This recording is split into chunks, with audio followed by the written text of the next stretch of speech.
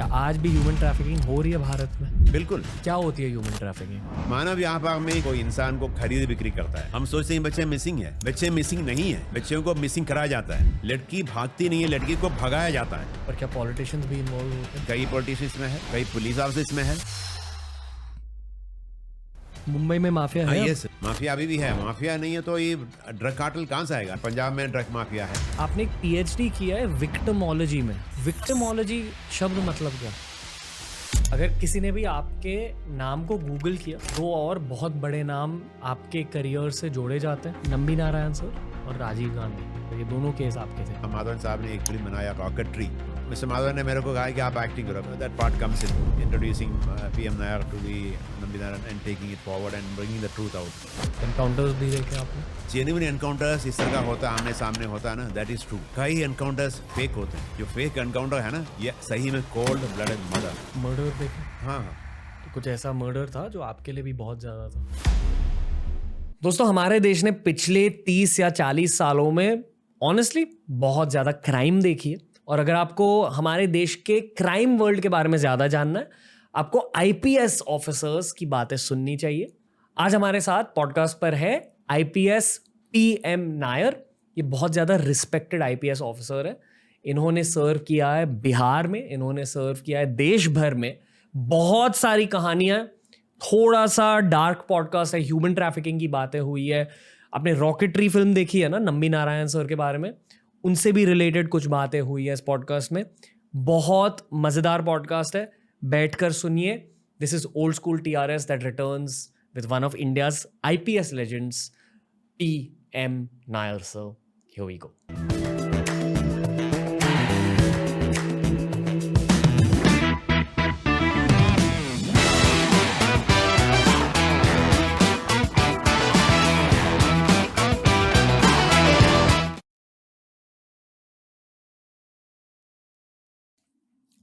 PM Nair का स्वागत है टीआरएस में।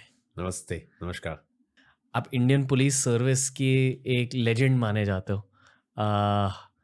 आपके नज़रिए से आप अपने पूरे ज़िंदगी को कैसे डिस्क्राइब करोगे सर? सर्विस को देखेंगे तो हमको भगवान से एक ही शिकायत है कि मुझे 35 साल का ही अवसर मिला और 35 और मिलते। इतनी ही शिकायत। That describes everything. आपकी मेहनत की वजह से लोगों की जानें बच रही हैं, प्लस लोगों की जानें इम्प्रूव हो रही है। बिल्कुल। ओके, बिल्कुल। सर, जब मैंने आपकी पूरी प्रोफाइल पढ़ी, मुझे खुद ये सवाल पूछना था आपसे। मैं बहुत सारी बातें करनी, आपके एक्सपीरियंसेस के बारे में जानना है। और ऐसे ही मिलिट्री आईपीएस वाले पॉडकास्ट बहुत लोग देखते हैं एक्सपीरियंसेस जानने के लिए। पर उन एक्सपीरियंसेस के पहले मैं ये पूछना चाहूँगा कि आपने एक पीएचडी किया है विक्टिमोलॉजी में। विक्टिमोलॉजी शब्द मतलब क्या? विक्टिम के बारे में, विक्टिम के जो प्रॉब्लम्स है, विक्टिम के जो परेशानियां हैं, उसको डॉक्यूमेंट करने का, उसको समझने का कोशिश करने का। ओके। विक्टिम के बारे में नॉर्मली विक्टिम को हम लोग सोचते हैं कोई गवाह है, कहीं क्राइम हुआ, विक्टिम को बुलाया, गवाही छोड़ लिया, चल दिया। मैं विक्टिम को क्या परेशानी हुआ, कितना हार्म हुआ, कितना लॉस हुआ, कितना परेशानियां हुआ, उसका डॉक्यूमेंटेशन होता नहीं है। मैंने कहा उसको एसेस करने से ही क्राइम डील करने में आपको क्षमता बढ़ेगी, जब आप विक्टिम की परेशानी आप समझेंगे तब। क्योंकि क्राइम दुनिया में होती जाएगी, पर एक मनुष्य होने के नाते आप इस दुनिया को और ज़्यादा अच्छी जगह बना रहे हो विक्टिम्स को हेल्प करके। विक्टिम कोई एटीएम गए, 500 रुपये ले लिया, और ट्रेन में बैठे, उनका पर्स भी मिसिंग है, 500 रुपये मिसिंग है, वो भी विक्टिम है। वो थाना जाएगा तो थाना पूछा, अरे तेरा काम था तेरा पर्स देखने के लिए, मेरे पास क्यों आ रहा है? वहाँ परेशान होता है वो आदमी परेशान होता है, उतना वो ट्रॉमेटाइज आदमी है जी। तो ये भी विक्टिम है। अगर मान लिया रेप हुआ और सीरियस है, यहाँ पर ह्यूमन ट्रैफिकिंग हुआ और सीरियस है। हर क्राइम में, हर अपराध में कोई विक्टिम है, कम से कम एक। वो विक्टिम को इतना परेशानी होती है, उसको समझने के लिए विक्टिमोलॉजी में अच्छा स्कोप है। ओके सर, 35 सालों में सबसे चैलेंजिंग फेज कौन सा था आपके लिए? बहुत कुछ किया आपने 35 सालों में। मैं समझता हूँ कि चैलेंजेस काफ़ी सारा हैं, बहुत सारे चैलेंजेस सर्विस में हुआ ही है। मगर जब विक्टिम को ज़्यादा परेशानी है तब सो हमको ज़्यादा चैलेंज होती है। सबसे पहले पलामू में एसपी थे कई साल पहले, बिहार के उस वक्त बिहार था, आज झारखंड है। मेरे घर में एक ऑफिस में एक लेडी आई, बोली कि मेरा बेटा परेशान है, चलो। तो नॉर्मली होता है कि परेशान है तो जाना चाहिए डॉक्टर के पास, ये मेरे पास क्यों आई? मेरा बेटा परेशान है? जी परेशान है। अच्छा, आप कहाँ से आ रही हो? मैं पाटन से आ रहा हूँ। मैंने पाटन तो करीब 1.5 घंटा का रास्ता है, बस। हाँ बस आ रही है। अभी 8 बजे मेरे पास पहुँचिए। कब आए? बोला पहले फर्स्ट बस पकड़ा। किसके लिए आया? आपसे मिलने आया। शी स्पीकिंग भोजपुरी में बोल रही थी। तो हमको लगा कि जरूर कुछ मामला है। हमने कहा बेटा कहाँ है? घर पर है। चलना है? हाँ चलना, अभी चलो। घर पहुँचे, घर में झोपड़ी था और चाबी ऊपर से निकाल के झोपड़ी खोला। मैंने कहा आप चाबी क्यों रखते हो ऊपर? बोला कि मेरा हस्बैंड रिक्शा चलाता है, वो कभी आता है दिन में रात में, मैं बर्तन मांजता हूँ, हम रोंगा टाइम ऐसे ही है, इसलिए वहाँ चाबी रखा हुआ है। चाबी खोला, अंदर गया कि झोपड़ी है, खाना पकाने का थोड़ा जगह है। एक लड़का बैठ नहीं पाते हैं, चल नहीं पाते हैं, ऐसे ही है, ऐसे ही खड़ा है, लड़का खड़ा है। मैंने उनको सैल्यूट किया, मैं यूनिफॉर्म में थे। मैंने उनको किया बच्चे प्रणाम। ये हर पुलिस के लिए ये लेसन है। विक्टिम के पास आप जाते हैं, विक्टिम को रेस्पेक्ट देने के लिए नमस्ते नहीं है, यूनिफॉर्म में आपको जय हिंद बोलना है, सैल्यूट करना है। पहला सैल्यूट में शायद नोटिस नहीं किया। मैंने कहा बच्चे प्रणाम, पुलिस चाचा का प्रणाम। उसने देखा काफ़ी है, ही नी नॉट से प्रणाम, ही noticed that itself is a recognition। उसकी एज क्या थी सर? 11 साल की। तो मैंने कहा बेटा आप परेशान हैं? जी परेशान है। जी।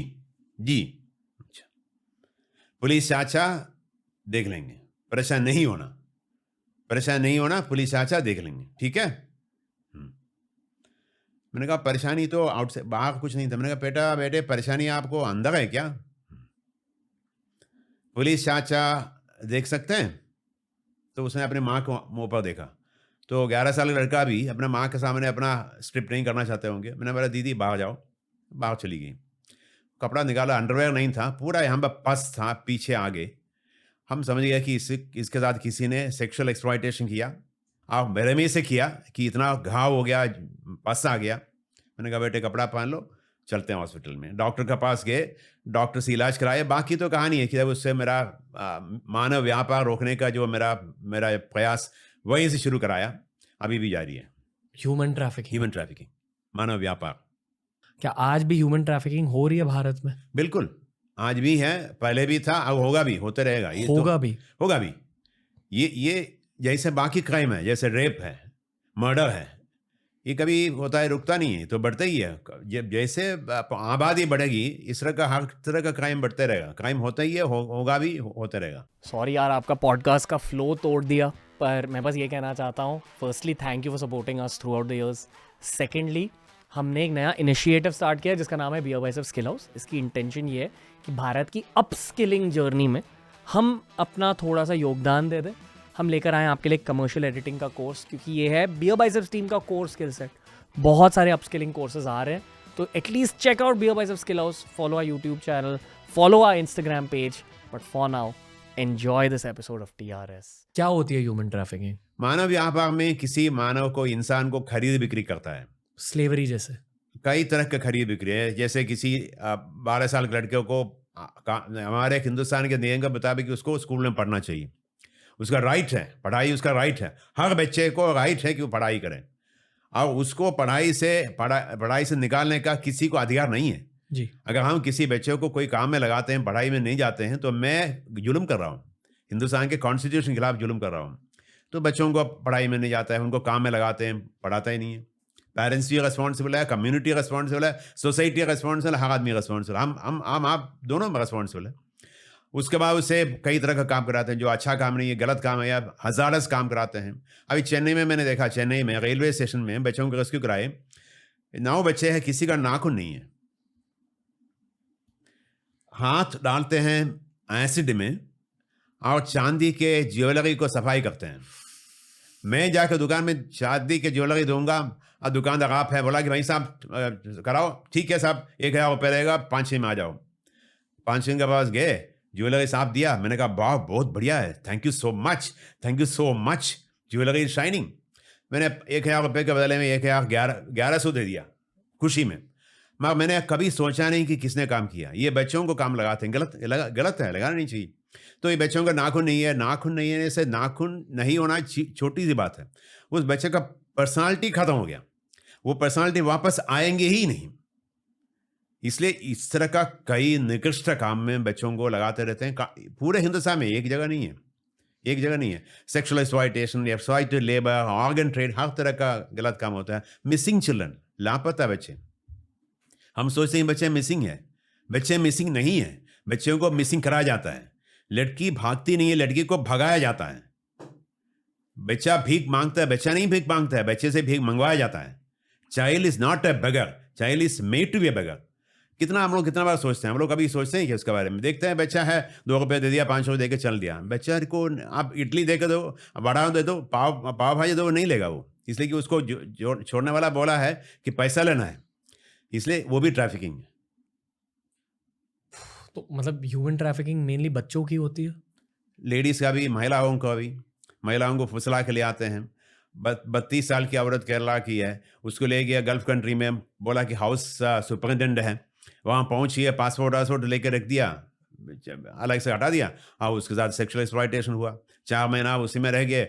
समो पुलिस को जानकारी मिल गई, पुलिस ने बच्चा रेस्क्यू करा के उसको ले आए। 32 साल की औरत। उनको लोगों को फुसला के, लोगों को धमकी दे के, लोगों को लालच दे करके इसी तरह गलत काम में ले आते हैं और शोषण करते हैं, एक्सप्लॉइटेड करते हैं और पैसा बनाते हैं। ये मानव व्यापार। जिन स्टेट्स में ज़्यादा गरीबी होती है, क्या वहाँ ज़्यादा ह्यूमन ट्रैफिकिंग होती है? I am assuming yes. Ranveer ji, इसका गरीबी से ज़्यादा क्लोज संबंध नहीं है तो गरीबी इज़ वन फैक्टर। मैं समझता, मैंने नेशनल ह्यूमन राइट्स कमीशन, राष्ट्रीय ह्यूमन राइट्स कमीशन के लिए 2 साल काम किया, उनके साथ रिसर्च किया। मेरे PhD के लिए नहीं, उनके लिए काम किया पूरे हिंदुस्तान में। ह्यूमन ट्रैफिकिंग क्या चीज़ है उसको समझने के लिए। वहाँ पर मैंने देखा है कि ये 2 चीज़ है, एक वल्नरेबिलिटी फैक्टर है, एक दूसरा डिमांड फैक्टर है। वल्नरेबिलिटी का मतलब आदमी कैसे वल्नरेबल बनता है। अब एक गांव में आप जाओ, बिहार में मान लिए गया डिस्ट्रिक्ट में, मैं एसवी था, वारसलीगंज में आप जाओ, इतने सारे गरीबी है, हर आदमी वल्नरेबल नहीं है। ट्रैफिक जाकर देखता है कि ये बच्चे के पास जाने से वो ऐसा देखता है कि अरे बच्चा स्मार्ट है, जाएगा नहीं। उसके पास गया, उसका पेरेंट्स बड़ा रिस्पॉन्सिबल है, वो देखता है, वॉच करता है, उनके पास नहीं जाएगा। तो जहाँ पेरेंट्स मारपीट करते हैं, दारू पी के झगड़ा करते हैं, तो उस तरह के जो वल्नरेबिलिटी फैक्टर है उससे परेशानी बढ़ती है। नंबर 2 डिमांड फैक्टर है। जब हम लोग अगर मान लिया हम लोग सब मिलकर फैसला करते हैं कि मैं चाइल्ड पोर्नोग्राफी नहीं देखूंगा, मेरे पापा को देखने नहीं देंगे, मेरे बेटा को देखने नहीं देंगे, मेरे अंकल को देखने नहीं देंगे, मेरे टीचर को देखने नहीं देंगे, हम सब मिलके चाइल्ड पोर्नोग्राफी देखने बंद करेगा, तो चाइल्ड पोर्नोग्राफर दुकान बंद करेगा, उसका दुकान बंद हो जाएगा। चाइल्ड पोर्नोग्राफी इसलिए बढ़ता है कि हम लोग सब देखते हैं। अगर हम लोग सब मिलकर फैसला करेंगे कि हम नहीं करेंगे, नहीं देखेंगे, उसका दुकान ही बंद होगा। तो डिमांड फैक्टर, ये दोनों फैक्टर से ही ह्यूमन ट्रैफिकिंग बढ़ता है, होता है। चाइल्ड पोर्नोग्राफी एक छोटा सा एग्जाम्पल है। आई एम श्योर कि बहुत सारे इंडस्ट्रीज है जो एक्चुअली चाइल्ड लेबर को यूज कर रहे, इलीगल चाइल्ड लेबर को यूज कर रहे, जिसका सोर्स ह्यूमन ट्रैफिकिंग है। तो आप उन इंडस्ट्रीज के बारे में बताओ सर। लाइक जैसे लोगों अक्सर लगता है कि दिवाली में हम क्रैकर्स खरीदते हैं, वो एक ह्यूमन ट्रैफिकिंग का नतीजा है। Is that true? Like human trafficking is used in the crackers industry? Cracker एक हजारस इंडस्ट्री है जहाँ पर बच्चों को बिल्कुल काम नहीं है, यूज़ नहीं करना चाहिए। हजारस इंडस्ट्री में काम कराते हैं, क्रैकर इंडस्ट्री में।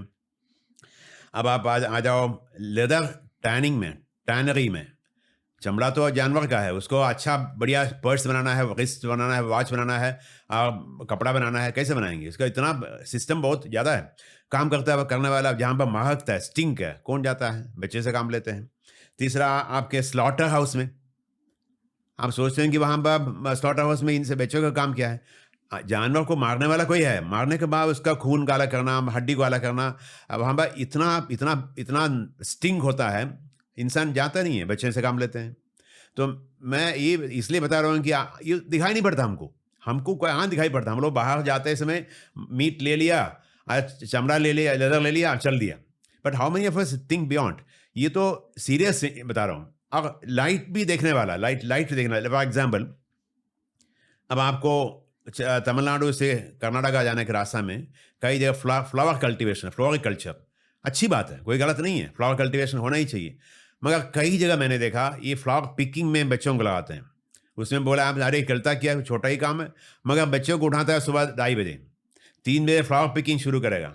3 से 5 बजे तक फ्लावर पिकिंग करना जरूरी है कि 5 बजे उसको सॉर्टिंग करा के गाड़ी में रखना 5:30 बजे। 6 बजे मंदिर पहुंचेगा तो काम आएगा, 6 बजे से 7 बजे हो तो पूजा फूल का काम है नहीं, इसलिए उसको काम में लगा दिया। और जैसे ये पैकिंग हुआ, सब हुआ, उसका बड़ा लगा है कि उसको खेती में काम करने के लिए, उसको पानी पटाने के लिए, उसको खाद देने के लिए, उसको कीड़ा नाशनी लगाने के लिए, तो करते कराते फिर 2:30 बजे उठा बच्चा, आज शाम को 5, 5:30, 6, 7 बजे तक लगातार काम करता है। ये भी तो क्रिमिनल है, क्रिमिनल एक्ट। देखने में सिंपल लगेगा मगर वहाँ भी मानव व्यापार। इसका सोल्यूशन क्या है सर? बेटा हम लोग सब मिलकर काम करना पड़ेगा। हम हर आदमी, हम ये कॉन्स्पिरेसी साइलेंस है, कॉन्स्पिरेसी साइलेंस। हम लोग सब शांत रहते हैं, हम बात नहीं करते हैं। ये हम लोगों का ये जो चुप्पी तोड़ना है, हम सब मिलकर चुप्पी तोड़ेंगे तो इस तरह का काम नहीं होगा। बच्चे 18 से 14 साल के बिले वाले बच्चे, चाहे गरीब का हो अमीर का हो, उसको पढ़ाई राइट है। हमारे हिंदुस्तान में कॉन्स्टिट्यूशन राइट है। हमारे प्राइम मिनिस्टर मोदी साहब कॉन्स्टिट्यूशन का एक one of the most important proponents है। Believes in constitution, lives the constitution and that's what. हम हर आदमी ये प्रिंसिपल ले लें, हम अपने कॉन्स्टिट्यूशन के मुताबिक बच्चों के राइट को हम उसको I will not allow that to be violated. उस वायलेशन में हम भागीदार नहीं होंगे। हाँ, मैं इसमें चुप नहीं बैठूंगा। बहुत कुछ हो सकता है। इज इट पॉसिबल टू से कि जो लोग रिस्पॉन्सिबल है ह्यूमन ट्रैफिकिंग के लिए वो बेसिकली एक तरह के स्मगलर्स ही है, तो देयरफॉर दे आर क्रिमिनल्स? तो उनको आइडेंटिफाई करके अगर उनको टेक आउट कर दिया तो उनकी रिप्लेसमेंट्स आसानी से आ जाएंगी। Is that the root of the problem? बहुत अच्छा सवाल आपने पूछा। इसमें लॉ एनफोर्समेंट, कानून का इम्प्लीमेंटेशन, जो पुलिस का काम है, प्रोसिक्यूटर का काम है, जुडिशरी का काम है, अगर उसमें वो जो लॉ एनफोर्समेंट एजेंसी अगर अच्छा से काम करेंगे ना, तो बहुत कुछ सुधार आ सकता है, बहुत कुछ सुधार आ सकता है। ये केस मैंने आपने शुरू कराया, एक बच्चा से मैंने क्या किया, उस बच्चे से इन्फॉर्मेशन लेने के बाद, उसका ठीक होने के बाद चले गए मिर्ज़ापुर कारपेट फैक्ट्री में, रेस्क्यू कराए 24 बच्चों को, 27 बच्चों को। 27 बच्चे इसी गांव के ले गए थे। वहाँ सबके साथ गलत काम हुआ ही है, फिजिकल, इमोशनल, सेक्शुअल हुआ है। जब 27 बच्चों को वापस ला के रेस्क्यू करा के उनको स्कूल में पढ़ाई के लिए भेजा, इलाज करने के बाद, तो अब NGO में 2 आदमी मेरे पास आए, स्वामी अग्निवेश और कैलाश सत्यार्थी जी पहुंचे मेरे पास उस वक्त 82 में। बोला कि नायक साहब इस तरह का काम कोई करते नहीं, आपने क्यों कर दिया? मेरा फर्ज है, मेरा ड्यूटी है, मैं तो कोई मेहरबानी तो नहीं कर रहा हूँ, that's my duty as police officer, मेरा ड्यूटी है। बोला कि और भी बच्चे हैं, तो 133 बच्चों को रेस्क्यू कराए 82 में, 1982 में, अभी भी है। तो हम लोग हर आदमी, ये लॉ एनफोर्समेंट करने वाले आदमी को सपोर्ट भी करें। स्कूल का बच्चा है, उसको इन्फॉर्मेशन है कि कहाँ से बच्चों का एक्सप्लॉयटेशन हो रहा है, करने वाला कौन है, पब्लिक है, बस कंडक्टर है, तो हर आदमी को इन्फॉर्मेशन रहता ही है। हाँ, इन्फॉर्मेशन को अगर हम पास ऑन कर देंगे, हम लोग भी इन्वॉल्व हो जाएं, तो पुलिस अपना काम करना शुरू करेगा। पुलिस काम प्रोफेशनली करें, तरीके से करें, ऐसा नहीं कि जो मर्जी करें, तरीके से प्रोफेशनल काम पुलिस करें, तो मैं समझता हूँ कि that will be the greatest weapon. Traffic बंद होगा, ट्रैफिकिंग बंद होगा, वो जेल में रहेगा, बच्चे भी सेफ रहेंगे, इंसान भी सेफ रहेंगे। सॉरी मैं ये पूछ रहा हूँ, पर क्या पॉलिटिशियंस भी इन्वॉल्व होते हैं? बेटा इन्वेस्टिगेट करेंगे ना आप, इसमें इन्वॉल्व करने वाला पॉलिटिशियन ऐसा होल नहीं होता है। पॉलिटिशियन, कई पॉलिटिशियन इसमें है, कई पुलिस ऑफिसर इसमें है।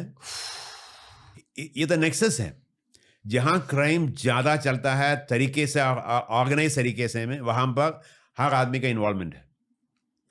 मैं हर पॉलिटिशियन गलत नहीं बता रहा हूँ, हाँ, अच्छे पॉलिटिशियन ने ही कानून लाया, इम्प्लीमेंट कराए, अच्छे पुलिस ऑफिसर भी ये काम किया, मगर कई जगह मे बी 10% पुलिस ऑफिसर और पॉलिटिशियन जो है इसमें इन्वॉल्व है, पूरे हिंदुस्तान में सभी जगह, एक जगह नहीं बता रहा हूँ, सभी जगह। सॉरी मैं ये कह रहा हूँ फिर से, पर इस देश को शायद और भी ज़्यादा सिंघम की ज़रूरत है, सिंघम टाइप मेंटालिटी। हर आदमी में सिंघम है, हम लोगों को वो सिंघम को जागरूक करना है, उसको we can be a trigger factor. आपका ये शो से अगर मान लिया 10 बच्चे और 10 इंसान और 10 पॉलिटिशियन और 10 पुलिस आपसे एक्साइट हो जाएंगे, बहुत अच्छी बात है ना। सिंघम हर आदमी में है, Singham is in the heart and the mind. उसको हम लोग ट्रिगर फैक्टर बना के उसको जागरूक करा दें, we can do a great job. This exactly what is be done. बहुत कम कर सकते हैं।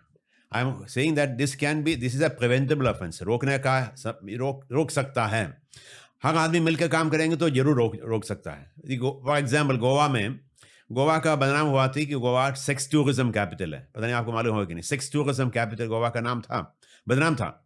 उसका काम था कि वहाँ पर बहुत सारे केस हुआ जिसमें फॉरेनर्स भी आए थे, कई विदेशी आकर के ये सेक्सुअल इन्वॉल्वमेंट में लड़का लड़कियों के साथ करना शुरू कर दिया। उसमें ये केस मैंने भी इन्वेस्टिगेट कराया था, जिसमें ऑस्ट्रेलिया के लोग थे, जर्मनी, ऑस्ट्रेलिया, न्यूजीलैंड का था, जर्मनी का था, फ्रांस का था, थाईलैंड का था।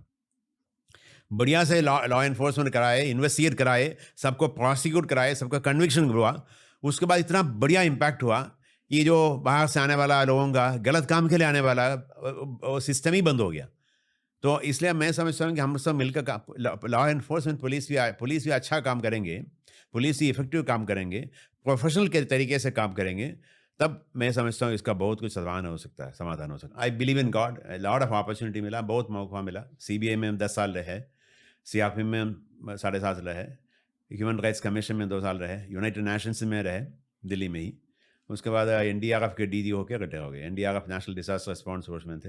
उसके पहले बिहार में हम 15 साल बिहार में हम काम किए, झारखंड और बिहार मिला के। उस फेज़ के बारे में बहुत कुछ जानना है सर, क्योंकि बचपन में ना, मतलब मैं 1993 में पैदा हुआ था, तो मुझे याद है 90s में बिहार की बहुत बातें होती थी as a sort of crime capital. अभी मुझे ये पता नहीं कि ये मीडिया प्रोपेगेंडा था या असल में क्राइम कैपिटल था, और आई एम अज्यूमिंग कि 90s की बात है ये, जब आप वहाँ थे। जी, बहुत कुछ देखा होगा आपने। बहुत कुछ है। अभी जामतारा हमने बहुत न्यूज़ में और हर चीज़ में जामतारा का नाम सुनते हैं। मैं जामतारा से मैंने नौकरी शुरू कराया। हाँ, 1981 में I was ASP Jamtara, assistant superintendent police Jamtara. ज़्यादा हिंदी जानते नहीं थे बिकॉज केरला से सीधे पहुँचे वहाँ पर। और दूसरा परेशानी थी कि रोटी खाना, वहाँ तो हम केरला में चावल खाते, यहाँ रोटी खाना पड़ता था। बट वहाँ पर क्रिमिनल तो है ही, पुलिस का काम है क्रिमिनल को डील करने वाला। अगर पुलिस तरीके से काम करेंगे तो उसको डील करने से क्या होगा, जनता 95% जनता अच्छा है, जनता आम जनता बहुत अच्छा है। बिहार के जनता चाहे बाकी हिंदुस्तान के बाकी जगह जैसे भी है वैसे ही है, बहुत बढ़िया है। आई लव बिहार बिकॉज इतने अच्छे लोग वहाँ पर, और सोचते भी हैं, एंड ज़्यादा सोच करके उसमें फंसे नहीं रहते हैं, सोच लिया कर दिया, and intellectually very strong. And history भी हमारे पूरे हिस्ट्री आप देखेंगे तो और Takshashila, Nalanda, all this out है। तो इसलिए जो क्राइम कैपिटल का ना, somehow it's wrong thing. Crime करने वालों को डील करने का जो सिस्टम गड़बड़ था, सिस्टम तो ठीक रहा तो अभी क्राइम कम हो गया।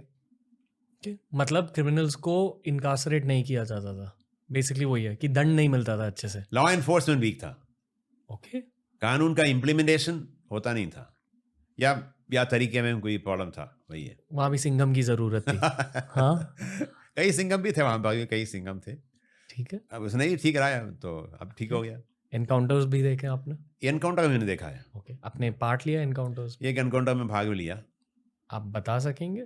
हाँ, एनकाउंटर में तो एक डकैती था, गया में SP थे, काफ़ी डकैती करते थे, तो उसका चेस करते कराते हम लोग का टीम था, 4-5 लोग थे, और उसका एनकाउंटर हुआ। उसमें आगे सब इंस्पेक्टर साहब गए, उन्होंने उसको मारा है। जेन्युइन एनकाउंटर था, मैंने नहीं मारा, उन्होंने मारा है। मेरा एक और एक्सपीरियंस था कि गया में नक्सल ग्रोथ हो रहा, नक्सलिज्म मैंने ये माओवादी का शुरुआत हो रहा था। रात में मेरा बेटा का जन्म हुआ तो गया में, तो उसका 10 दिन के बाद कोई छोटा मोटा पार्टी था, गरीब परिवार के लोग थे, तो किसी ने बोला कि मुखिया जी का अपहरण हो गया। तो मैंने कहा मुखिया जी का अपहरण हो गया, तो हमने पार्टी वालों को बोला कि सॉरी मेरे को जाना है, तो यूनिफॉर्म पहने चल दिया। रात में करीब 10 बजे, और 3 बजे तक हम लोग उसको चेस कराते बेलागंज थाना है वहाँ पर, उसको चेस करा के एनकाउंटर हुआ, गोली चला। और जब गोली हम लोग तरीके से कराया तो नक्सली जो क्रिमिनल सब भाग गए, कोई मरा नहीं, भाग गया। मुखिया जी उनको मिल गया, तो उसको जान बचा के लेके आया। तो इस तरह का एनकाउंटर कई हुआ है, कई एक्सपीरियंस भी है। आपका किशन जी एनकाउंटर, नक्सल लीडर था किशन जी, वेस्ट बंगाल में। मैंने खुद ने पार्टिसिपेट नहीं किया, मैं उसका प्रोग्राम में फैसिलिटेट करने में, उसको ट्रेनिंग देने में, उसका जो ऑर्गेनाइज करने में, डिटेल नहीं बताऊंगा, मगर ऑर्गेनाइज करने में वहाँ के जो स्टेट पुलिस के साथ CRP भी थे, और वहाँ पर भी स्पेसिफिक एनकाउंटर था। यहाँ तक कि उनका वो किशन जी के साथ एक गर्लफ्रेंड भी बैठे हुए थे वहाँ पर, मारा किशन जी को, गर्लफ्रेंड को भी नहीं मारा, गर्लफ्रेंड को नहीं लगा गोली, इतना इतना प्रिसाइज एनकाउंटर था। That is what exactly what is done. अगर आप प्रोफेशनल आदमी हैं तो लड़कियों को मार के हम लोग दिखा दिया कि भाई 2 नक्सली मारा गया, कृष्ण जी भी मारा गया, गर्लफ्रेंड भी मारा गया। किसको मारना है? Girlfriend is not responsible. Krishna ji का गलत काम, उसके लिए उसका क्या गलती है? गर्लफ्रेंड होने से कोई गलत नहीं हुआ ना। तो इसलिए इतना बढ़िया ऑपरेशन हुआ और उसको हमने शौर्य चक्र दिलवाया कि जब आपने नक्सली को मारा, कृष्ण जी को मारा, ठीक किया, एनकाउंटर हुआ ही है, उसने मारा, आपने भी मारा, but you save this girl. तो इस तरह का कई एनकाउंटर मैंने देखा है। बट एनकाउंटर्स, क्योंकि आपने पूछा, जेन्युइन एनकाउंटर्स इस तरह का होता, आमने सामने होता है ना, दैट इज़ ट्रू। कई एनकाउंटर्स फेक होते हैं, मतलब फॉल्स एनकाउंटर, आदमी को पकड़ करके मार देता है, दैट इज़ फॉल्स।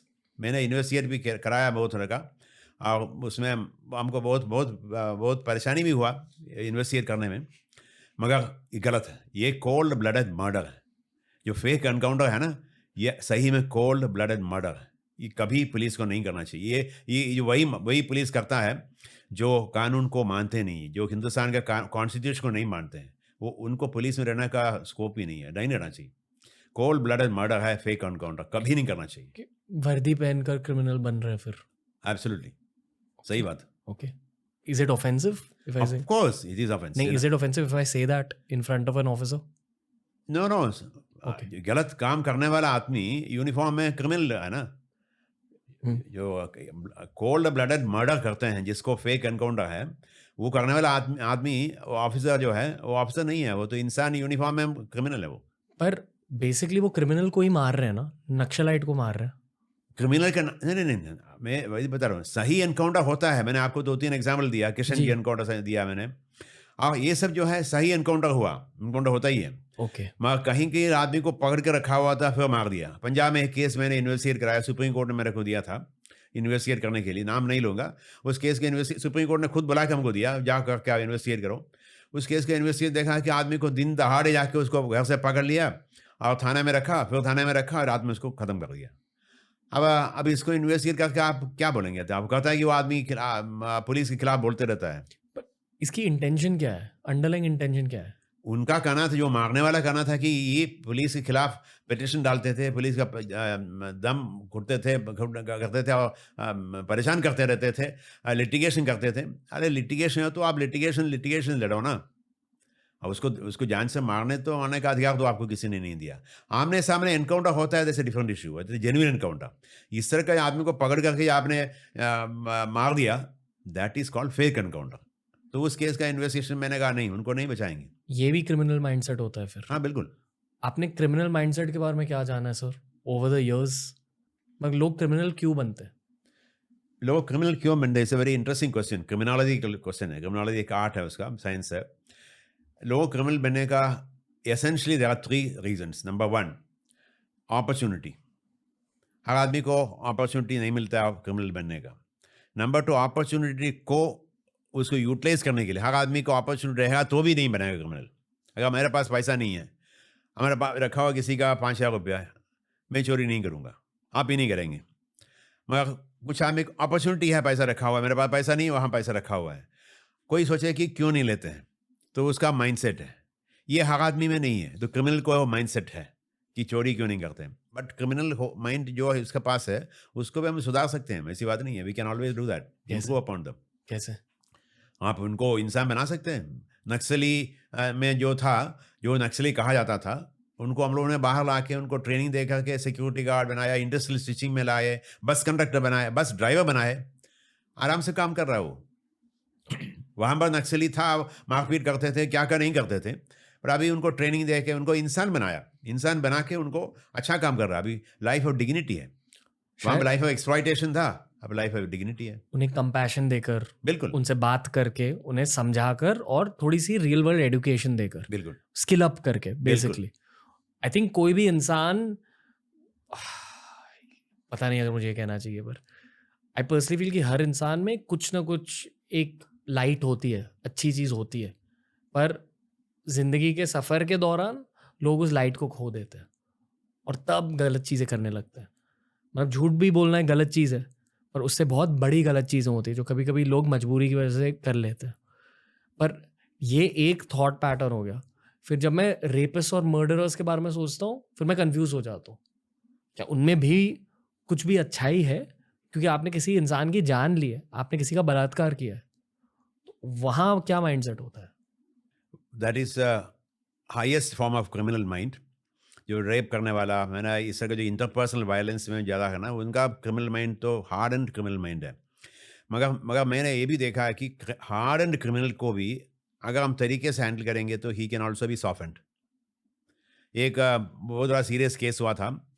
5 करोड़ का पैसा किसी वाराणसी वाराणसी में किसी के यहाँ से लूट लिया। बड़ा रिच पर्सन है, और उसको भी अपहरण कर दिया। 5 करोड़ भी ले लिया, अपहरण भी कर दिया, और अपहरण करा के उसको मार दिया। पटना में लाकर मार दिया, वाराणसी से लाकर पटना में मार दिया, उसको गंगा में फेंक दिया। अब 5 करोड़ मिल गया तो 5 आदमी था, बोला कि अरे 1 ही करोड़ मिला है, 2-3 करोड़ और लेते हैं, उसके बाद ख़त्म करेंगे।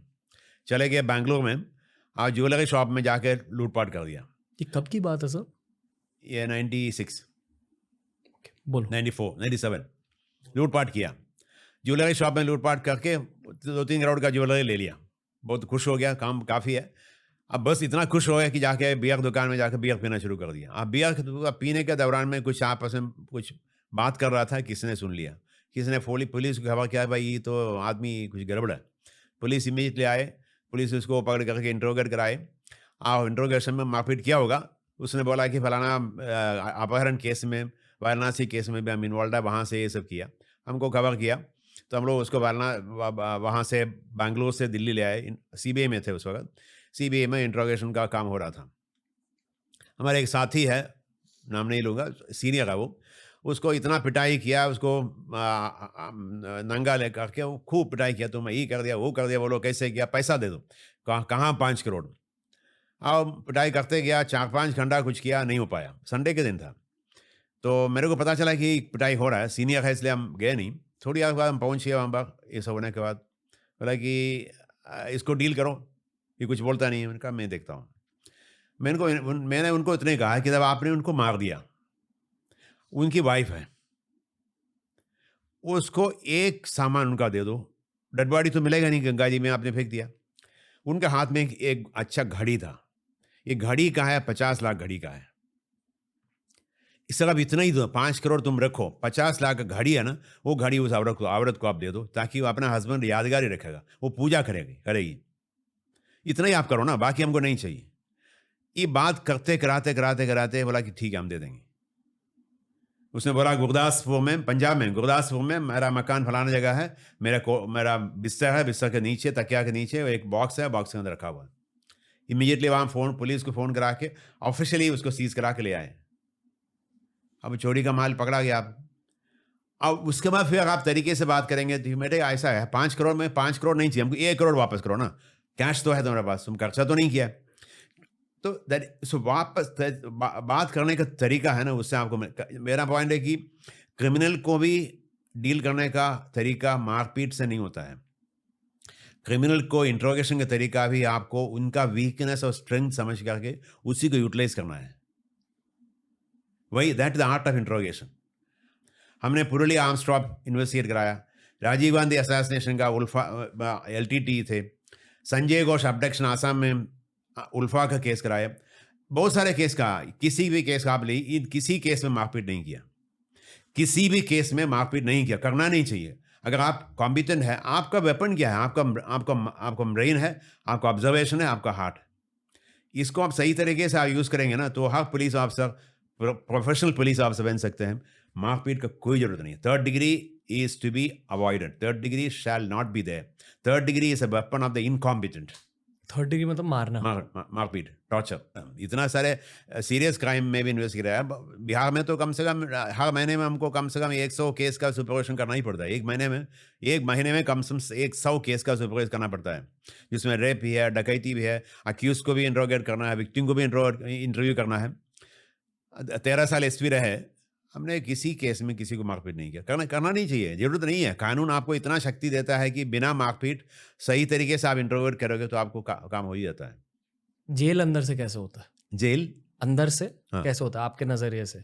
क्योंकि एक गेस्ट आए थे जिनको जेल में डाला गया, एक स्टैंड अप कॉमिक है, मेरे दोस्त है मुनावर फारूकी, उन्होंने एक राइटर के पर्सपेक्टिव से जेल को डिस्क्राइब किया था इस शो पर।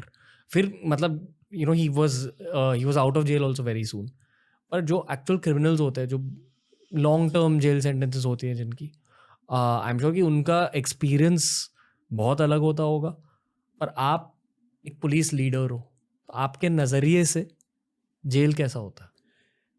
जेल से जो बाहर निकला, उनसे बात करने से मेरे को जो जानकारी मिली है, अभी नहीं कई सालों से, अभी भी रिसेंटली ऑल्सो एक एक्सपीरियंस हुआ रिटायरमेंट के बाद। एक लड़का है, वो दो यंगस्टर्स है, 21-22 का या 25 का, उनका बिजनेस पार्टनरशिप है। तो ये एक पार्टनर को कुछ परेशानी लगा कि उसको पैसा कम मिल रहा, फीलिंग था, उसने बोला कि नहीं इसको हम फंसाएंगे। छोटा तू में हो गया, उसमें बोला कि नहीं तुमको बाहर जाना था, विदेश जाना था, बोला कि तुमको जाने नहीं देंगे। बोला कि अरे यार मैंने क्या कर दिया, तू क्या करेगा। एंड ये पास एयरपोर्ट पहुँचे, अब उसने पैसा दे दिया पुलिस को, सही बात है। वहाँ पर वारंट रखा हुआ था, वारंट तामिला हुआ, बोला कि पकड़ के लाए, उसको जेल में बंद कर दिया कर्नाटका में। अब फ़ोन भी ले लिया, इसको फ़्लाइट पकड़ के जाना था अमेरिका में या कहीं जाना था, वहाँ पे लोग वेट कर रहा था। अब फ्लाइट जाने में 11 आधा घंटा लगता ही है। अब पेरेंट्स केरला में सोचा कि ये तो चला गया, इनको पकड़ के जेल में डाल दिया। 2 दिन जेल में रखा, खूब पिटाई विटाई किया, पैसा दे करके उसने, पर नो रीज़न उसको जेल भेज दिया।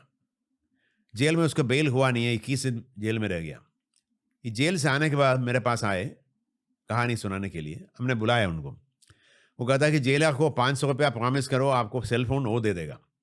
मैं वहाँ पर ये लगा हुआ है, जो कटआउट लगा हुआ है, इसलिए एक ही जगह उसका आवाज़ मिल सकता है, बाथरूम में जो कमोड है, कमोड के अंदर जाके पानी के पास जाना है। Commode you know how clean it is, वहाँ पर पानी के अंदर जाके ये फ़ोन लगा कर अभी वहीं बात करता है। वो कहता है अपने पापा से बात करने के लिए 500 रुपीज़ 1 मिनट के लिए।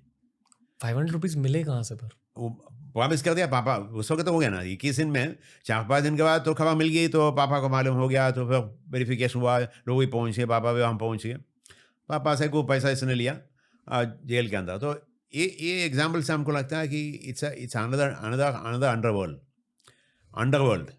वहाँ पर हर तरह का क्रिमिनल है, हर तरह का क्राइम है, हर तरह का गलत काम हो रहा है। और जहाँ jail superintendent, jail director, jail का इंचार्ज सही आदमी है, तो वहाँ पर ये नहीं होगा।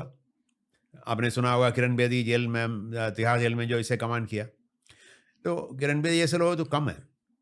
जहाँ पर जेल अथॉरिटीज़ अगर टफ रहता है और बुलंदी से काम करता है, सिंसियरली काम करता है, ईमानदारी से काम करता है, तब तो इस तरह नहीं होगा, तो जेल जेल ही रहेगा। अदरवाइज तो जेल बिकम्स अनदर अंडरवर्ल्ड। वहाँ से क्राइम करने का तरीका, क्राइम करवाने का तरीका सब चलता है। इसका कोई सोल्यूशन है? बहुत है।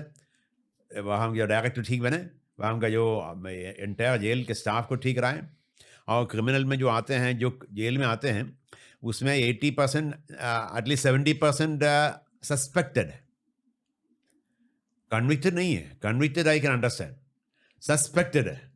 तो सस्पेक्ट करके किसको आप 2 साल 3 साल 5 साल जेल में रखेंगे, तो वो तो गलत है ना। तो ट्रायल होते नहीं है, जुडिशरी में इतना, हमारा सिस्टम में इतना वीकनेस है कि वो ट्रायल होते नहीं है, ट्रायल लेट होती है। तो वो आदमी, इंसान सही आदमी हो सकता है, वो गलत आदमी नहीं हो सकता है। ट्रायल के बाद वो एक्विटल हो जाएगा, खारिज हो जाएगा केस, तब तो बाहर निकलेगा 2 साल के बाद, 3 साल के बाद, 5 साल के बाद। ये 5 साल रहेगा ना अंदर रहते समय ही वो क्राइम सीखने का तरीका वो सीखेगा, क्रिमिनल बन जाता है। तो बहुत से अच्छे लोग वहाँ जा कर के क्रिमिनल बन जाता है। ये अनफॉर्चुनेट सिचुएशन है कि हमारे यहाँ जेल में इतना ज़्यादा पॉपुलेशन भी बढ़ गया, और अंडर ट्रायल का ज़्यादा होने से परेशानी बहुत है। कुछ ऐसी क्राइम सीन थी जो साइकोलॉजिकली आपके लिए भी बहुत मुश्किल थी तो प्रोसेस? बहुत सारे मैंने छोटा बच्चों को मैंने बताया पलामू का, उससे लेके हर क्राइम सीन, रेप सीन, छोटे बच्चे के लड़कियों के साथ 11 साल के लड़के के साथ रेप होता है, एंड ब्लड कम्स आउट। इंसान कैसे क्रूअल हो सकता है? How can people be so cruel that you violate somebody's rights and make and demolish the person? तो इसलिए हर क्राइम सीन इम्पैक्ट होता है, impact on the victim, impact on the conscious police officer, उनको भी इम्पैक्ट बहुत पड़ता ही है। ओके, डिस्क्राइब मत करो, पर अगर इफ़ यू आर कंफर्टेबल, अगर आप शॉर्ट में थोड़ा सा बता सकते हो, जस्ट फॉर पर्सपेक्टिव, ताकि लोगों को समझे कि आपने क्या क्या देखा है। आपके टेन्योर में? वेल, क्राइम के बारे में आप देखेंगे तो आपने पूछा था मर्डर केस के बारे में, तो एक मर्डर जहाँ हुआ था वहाँ पे अनफॉर्चुनेटली होना नहीं चाहिए था। तो दो ग्रुप में डिस्प्यूट था लैंड प्रॉपर्टी के लिए। तो एक ग्रुप ने पैसा दे दिया इंस्पेक्टर साहब को, दूसरा ग्रुप ने पैसा दे दिया सब इंस्पेक्टर साहब को। तो सब इंस्पेक्टर बोला कि तुम खाली करो, मैं देख लूँगा। उसने बोला कि तुमको खाली नहीं करना, पैसा मेरे को दे रखा है। तो एक संडे के दिन उसने दोनों पार्टी लड़ गए और इंस्पेक्टर साहब कहीं बाहर चले गए तो सब इंस्पेक्टर वहाँ पहुँच गए। सब इंस्पेक्टर ने देखा यार तो पैसा दे मैंने दे रखा है कि खाली करने वाला कौन होता है? बोला कि देखो ऊपर खड़ा है वो। उसने बोला खाली करने के लिए।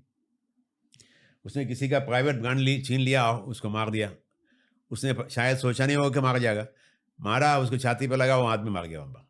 अब वहाँ पर खून से लथपथ आदमी वहाँ पड़ा वहीं पर। अब दिन में इंसिडेंट हुआ है। अब वहाँ जो लोकल पुलिस ऑफिसर DYSP और SDM साहब ने काफ़ी कोशिश किया उसको मनाने के लिए, वो नहीं पाया। शाम हो गया तो उन्होंने बोला कि परेशानी है। रात में हम मैनेज करने के लिए कोशिश की, रात होगा तो निकल जाएंगे, पब्लिक भी जमा था, नहीं हुआ। और करीब 12 बजे रात में मेरे को फ़ोन किया कि साहब आपको आना पड़ेगा इसी जगह। मैंने कहा यहाँ से 350 किलोमीटर दूरी है, तो अभी आना है? अभी आता हूँ। साहब नहीं आएगा तो थाना को जला देगा। ठीक है मैं आता हूँ। हाँ, ये भी बोला कि कलेक्टर साहब को भी आना है। मैं क्यों?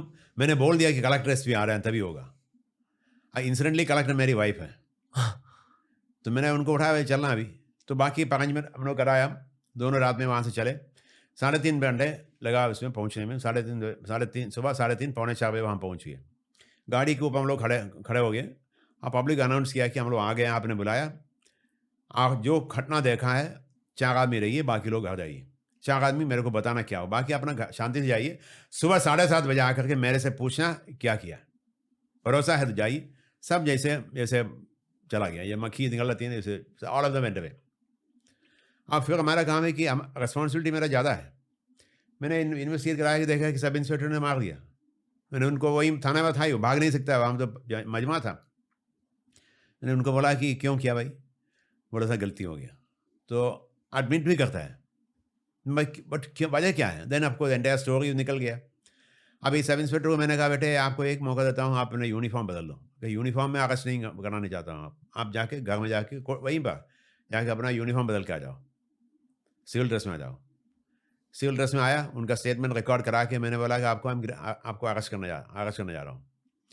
तब अरेस्ट करने के पहले ये छोटी बात है, but I have to get the dead body out. सुबह आएंगे तो डेड बॉडी है ना, वहाँ पर परेशान हो जाएंगे। बड़ा मकान चलेगी, छोटा सीढ़ी है, 3 मंजिला मकान है। वहाँ पहुँचे, खूब मोटा आदमी और नीचे पड़ा हुआ, इतना खून है वहाँ पर, उनका पेट इतना फूल गया, दिन में हो गया ना। हाँ, एक लेडी बैठी हुई थी, उनका बाल वाल सो ऐसे गिरा हुआ था। जैसे हमको यूनिफॉर्म में देखा, वो हमको पकड़ करके हमको लेफ्ट राइट मारना शुरू कर दिया वो lady. I was controlling myself, I have to control, कारण she is taking out her vengeance. मेरे साथ सब इंस्पेक्टर क्या बोला कि मारो, SP साहब है। नहीं, relax. I told him relax, Baijnath चुप रहो। ये खूब मारा, 2-4 इधर उधर मार के बेहोश होकर नीचे गिर गई। फिर मेरी वाइफ थे वहाँ पर, कलेक्टर थी, उन्होंने सांत्वना दिया, उनको पानी वानी दिया के, उनको बैठा के, उनको गोदी में बैठा करके, उनको लिटा करके। मगर मेरा काम है कि डेड बॉडी निकालना। अब प्रिपेयर होकर हम गए थे, इतना मोटा आदमी को 3 फ्लोर से निकलने का, उस वक्त तो सिस्टम तो कुछ था ही नहीं, इम्प्रोवाइज सिस्टम करा करके पूरा बॉडी को मैंने देखा, ब्लड क्या है, कहाँ चोट लगा है। Now emotionally if you are disturb, nothing will work. You have to control your emotions. उस वक्त आपको काम लेना है। You have to be a police officer there, you are a police officer, you are train police officer. तरीके से पूरा dead body निकाल के गाड़ी में रख करके, और रास्ते में खून बहुत है, आते समय खून बहुत निकला हुआ है। अब सुबह पब्लिक आके देखेंगे तो क्या डरेगा ना, बच्चे, छोटे छोटे बच्चे वहाँ बहुत है। तो फिर हमको पानी ऊपर से ला के पूरा सफाई करना पड़ा। ये भी हमारा काम है। आप पूछेंगे कि पुलिस का ये काम होता है, तो होता है। तो एंटायर एरिया को सफाई करने के बाद उसको पूरा मकान को भी साफ़ करने का, कमरे को साफ़ करने का, और बाकी जो एविडेंस निकालने के बाद ही सफाई कराया। ये जो काम जो होता है ना, तो उस वक्त this is the scene of crime, और इस तरह का ही है। एवरी क्राइम इज़ डिफरेंट, हर सीन डिफरेंट होता है। आजकल आपका साइबर क्राइम तो कम्प्लीटली डिफरेंट है, उसमें भी है बट वायलेंस होता ही है, but different, completely different. Crime, आप क्राइम के बारे में जानकारी आप जरूर रखिए, आप एक्सेप्ट करिए क्राइम होता ही है। और क्यों होता है आप समझ लीजिए। अब स्कूल में बच्चों को ड्रग्स देते हैं, कई स्कूल में, केरला में भी मैंने देखा, ट्रिवांड्रम में भी देखा। तो हम लोग अगर पुलिस ऑफिसर पुलिस ऑफिसर जा करके रेड कराए, ड्रग्स लेके आए, ख़त्म नहीं हो रहा है। तो बच्चों को जानकारी देना है, बेटे ड्रग्स देने से क्या होगा। ये एक बार आप ड्रग लिया, you are going to be a drug addict, you are harming yourself. भगवान ने आपको शरीर दिया है ड्रग्स खाने के लिए, नहीं खाना खाने के लिए। ये ड्रग्स से आप नशीले पदार्थ से you are spoiling your mind, your brain and your body. ये मैसेज बच्चों को हम तरीके से दे देंगे, बच्चे समझ लेगा, उसको अब वो यूज़ नहीं करेगा, आप इंफॉर्मेशन देना शुरू करेगा। तो बच्चों को एम्पावरमेंट आप कराएं, बच्चों को ड्रग्स के बारे में एम्पावरमेंट कराएं, तो ड्रग्स माफिया को पकड़ने के लिए, रोकने के लिए बहुत कुछ हो सकता है। अब वीड की बात कर रहे हो, मैरिजुआना? बिल्कुल अब दूसरे ड्रग्स भी होते हैं? बिल्कुल। ओके, अभी अगेन अपॉलॉजीज कि मैं इससे कंपेयर कर रहा हूँ, पर एक शो होता था ब्रेकिंग बैड करके, जो अमेरिका के ड्रग कार्टेल के बारे में है, पर इंडिया में भी एक ड्रग माफिया है। बिल्कुल है। तो मान लो, और बहुत सारे लोग वीड करते हैं, मैरिजुआना फूकते हैं, मतलब देश भर। रोड साइड वीड के पीछे एक पूरा कार्टेल है, ठीक है। वो जो हायर एंड डीलर्स होते हैं मेरे ख्याल से प्राइवेट होते हैं, पर ये जो रोड साइड डीलर्स होते हैं, इन्हें भी वो वीड या ड्रग्स कहीं से तो मिल रहे। मैं उस कहीं से तो मिल रहे के बारे में पूछना चाहूंगा आपसे सर। उसमें ड्रग माफिया में 3 लेवल का, एक तो माफिया मास्टरमाइंड, बहुत पैसा कमा रहे वाले, उधर से इधर से लाने वाले, और दूसरा डिस्ट्रीब्यूटर है, उसका भी कई लेयर्स होंगे। डिस्ट्रीब्यूटर है, छोटा पूजा बना के या कैसे भी वो वीड बना के, माजीवाना बना के ये कंज्यूमर को देने वाले। तीसरा कंज्यूमर, ये कंज्यूमर इनोसेंटली आने वाले भी होंगे या एडिक्ट भी हो सकता है। I can understand addict, but innocent आने वाला सबको, उसको डील करना हमारा सबसे प्रायोरिटी है। मतलब जिनको ट्राई करना है। वो जो ट्रायल इसलिए होता है, उनको लालच देते हैं, उनको फुसलाते हैं लोग, अरे एक बार ट्राई करने में कोई परेशानी नहीं होता है, एक बार पार्टी में चलो, कॉलेज पार्टी है, क्या फर्क पड़ता है। तो वहीं पर शुरुआत होती है। ये जो फुसलाने वाला आदमी है ना, वो माफिया का आदमी है। माफिया उसको ट्रैप करते हैं। अभी कहते हैं कि साहब ये जो च्यूइंग गम है, च्यूइंग गम का जो कवर है, लेपल है, आउटसाइड कवर, उसके अंदर वीड लगाते हैं। तो च्यूइंग गम खाने वाला बच्चा थोड़ी देर बाद उसको अच्छा लग रहा है, तो फिर उसी दुकान से ही च्यूइंग गम खरीदेगा। अब च्यूइंग गम में ये लगाने वाला आदमी कौन है? तो वो डिस्ट्रीब्यूटर है। डिस्ट्रीब्यूटर को किसने बताया? तो ये entire thing is a chain है, उनका लिंक्ड है। इसलिए मैं समझता हूँ कि इसको डील करने के लिए सबसे पहला पुलिस को तो ड्रग एजेंसी है, उनको माफिया को पकड़ना ही है। माफिया को जब तक नहीं बंद होगा तो नहीं होगा। अभी रिसेंटली करोड़ों का ड्रग्स पकड़ा गया, तो एक बार पकड़ा गया, उसका मतलब कई बार नहीं पकड़ा गया, वो चला गया ड्रग्स काम। कौन से ड्रग्स हो? कई तरह का ड्रग उसमें है, कई तरह का, LSD भी था।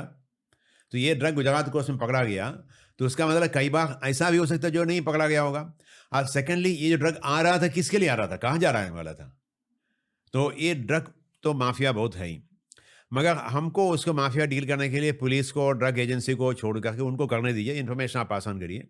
मैं समझता हूँ कि लोकल डिस्ट्रीब्यूटर और कंज्यूमर को हम लोग डील करेंगे आपके माध्यम से। अगर आप सभी बच्चों को बताएं कि ड्रग्स का क्या परेशानी है, ड्रग कंज्यूम करने से हमारा दिमाग खराब होता है, आप इंसान से आप पागल बन जाता है, तो उनको बच्चों को बताना जरूरी है। उसका स्कूलिंग ख़त्म हो गया, उसका प्लेफुल बच्चा है, कूदने का टाइम है, उसको कूदने का अवसर नहीं मिलता है, वो ही बिकम्स डिसअपॉइंटेड, आइदर एक्साइटेड और डिसअपॉइंटेड, तो दोनों होता है। तो इस तरह का जो बच्चों को जानकारी अगर हर स्कूल में, हर गाँव में हम दे पाएंगे, I think that is the right thing we can do. आपका माध्यम से बच्चों को जानकारी देने से कि ड्रग्स क्या होता है, ड्रग्स से क्या इम्पैक्ट होता है, ड्रग्स को आपको क्या परेशानी है, ड्रग्स आपको कैसे एडिक्ट बनाता है, इतना जानकारी उनको मिल जाएगा। 90% बच्चे सुधर जाएंगे। They will be our ambassadors. Drug के खिलाफ जो लड़ाई में हमारे एम्बेसडर बच्चे बन जाएंगे। I think that's the right way to do. उन मास्टरमाइंड्स के बारे में आप कुछ बता सकते हो कि ये लोग होते कौन है? मास्टरमाइंड ये बहुत पैसा वाला भी है, उनका नेक्सस सब जगह है, पॉलिटिकली नेक्सस है, पुलिस से नेक्सस है और लॉ एनफोर्समेंट नेक्सस है, उनका सब नेक्सस जरूर है। रैकेट है। रैकेट है, ऑर्गेनाइज माफिया है। ये आर्म्स ट्रैफिकिंग, ड्रग ट्रैफिकिंग और ह्यूमन ट्रैफिकिंग तीनों ऑर्गेनाइज क्राइम है, ट्रांसनेशनल ऑर्गेनाइज क्राइम। उनका लिंकेज पूरे दुनिया में है। तो ड्रग तो बहुत पैसा का मामला है ना आजकल, तो बहुत पैसा भी ड्रग में जनरेट होता है। Half the underworld is finance by drugs only, not by arms. ये मैं पूछ रहा हूँ, जो मैंने पूछा ड्रग्स के बारे में, कि जब आप रोड से वीड खरीदते हो, आ, वो पैसा जो आप दे रहे हो, वो 100 रुपए, 200 रुपए, वो 200 रुपए जाकर मास्टरमाइंड को फंड कर रहा है। मास्टरमाइंड उन पैसों का क्या कर रहा है? आप ये 200 करके अगर 200 आदमी देंगे, पैसा इतना आ गया, ये मास्टरमाइंड उसको पैसा मिल गया, वो पैसा को इन्वेस्ट करता है अपने अपने काम में। गलत इन्वेस्टमेंट है। तो इलीगल मनी लीगल सिस्टम में आ गया। हमारा लीगल सिस्टम, हमारा हमको 500 रुपये मेरे पास है, बैंक से निकाला, वो मेरा 500 है। मगर ये जो 500 रुपये लीगल सिस्टम के साथ साथ इनका 5,000 रुपया भी सिस्टम में आ गया। तो एंटायर सिस्टम को गड़वाता है, वो एंटायर इकोनॉमी सिस्टम को रूइन करता है ये ड्रग माफिया, उनका पैसा के लेकर। ऑल क्राइम, जितने क्राइम में इस तरह का क्राइम प्रोसीड्स होते हैं ना, ये क्राइम प्रोसीड्स से लीगल सिस्टम को इलीगल बनाता है। अदरवाइज इलिसिट को वाइट वॉशिंग करा कर लीगल बनाता है, इलिसिट बनाता है।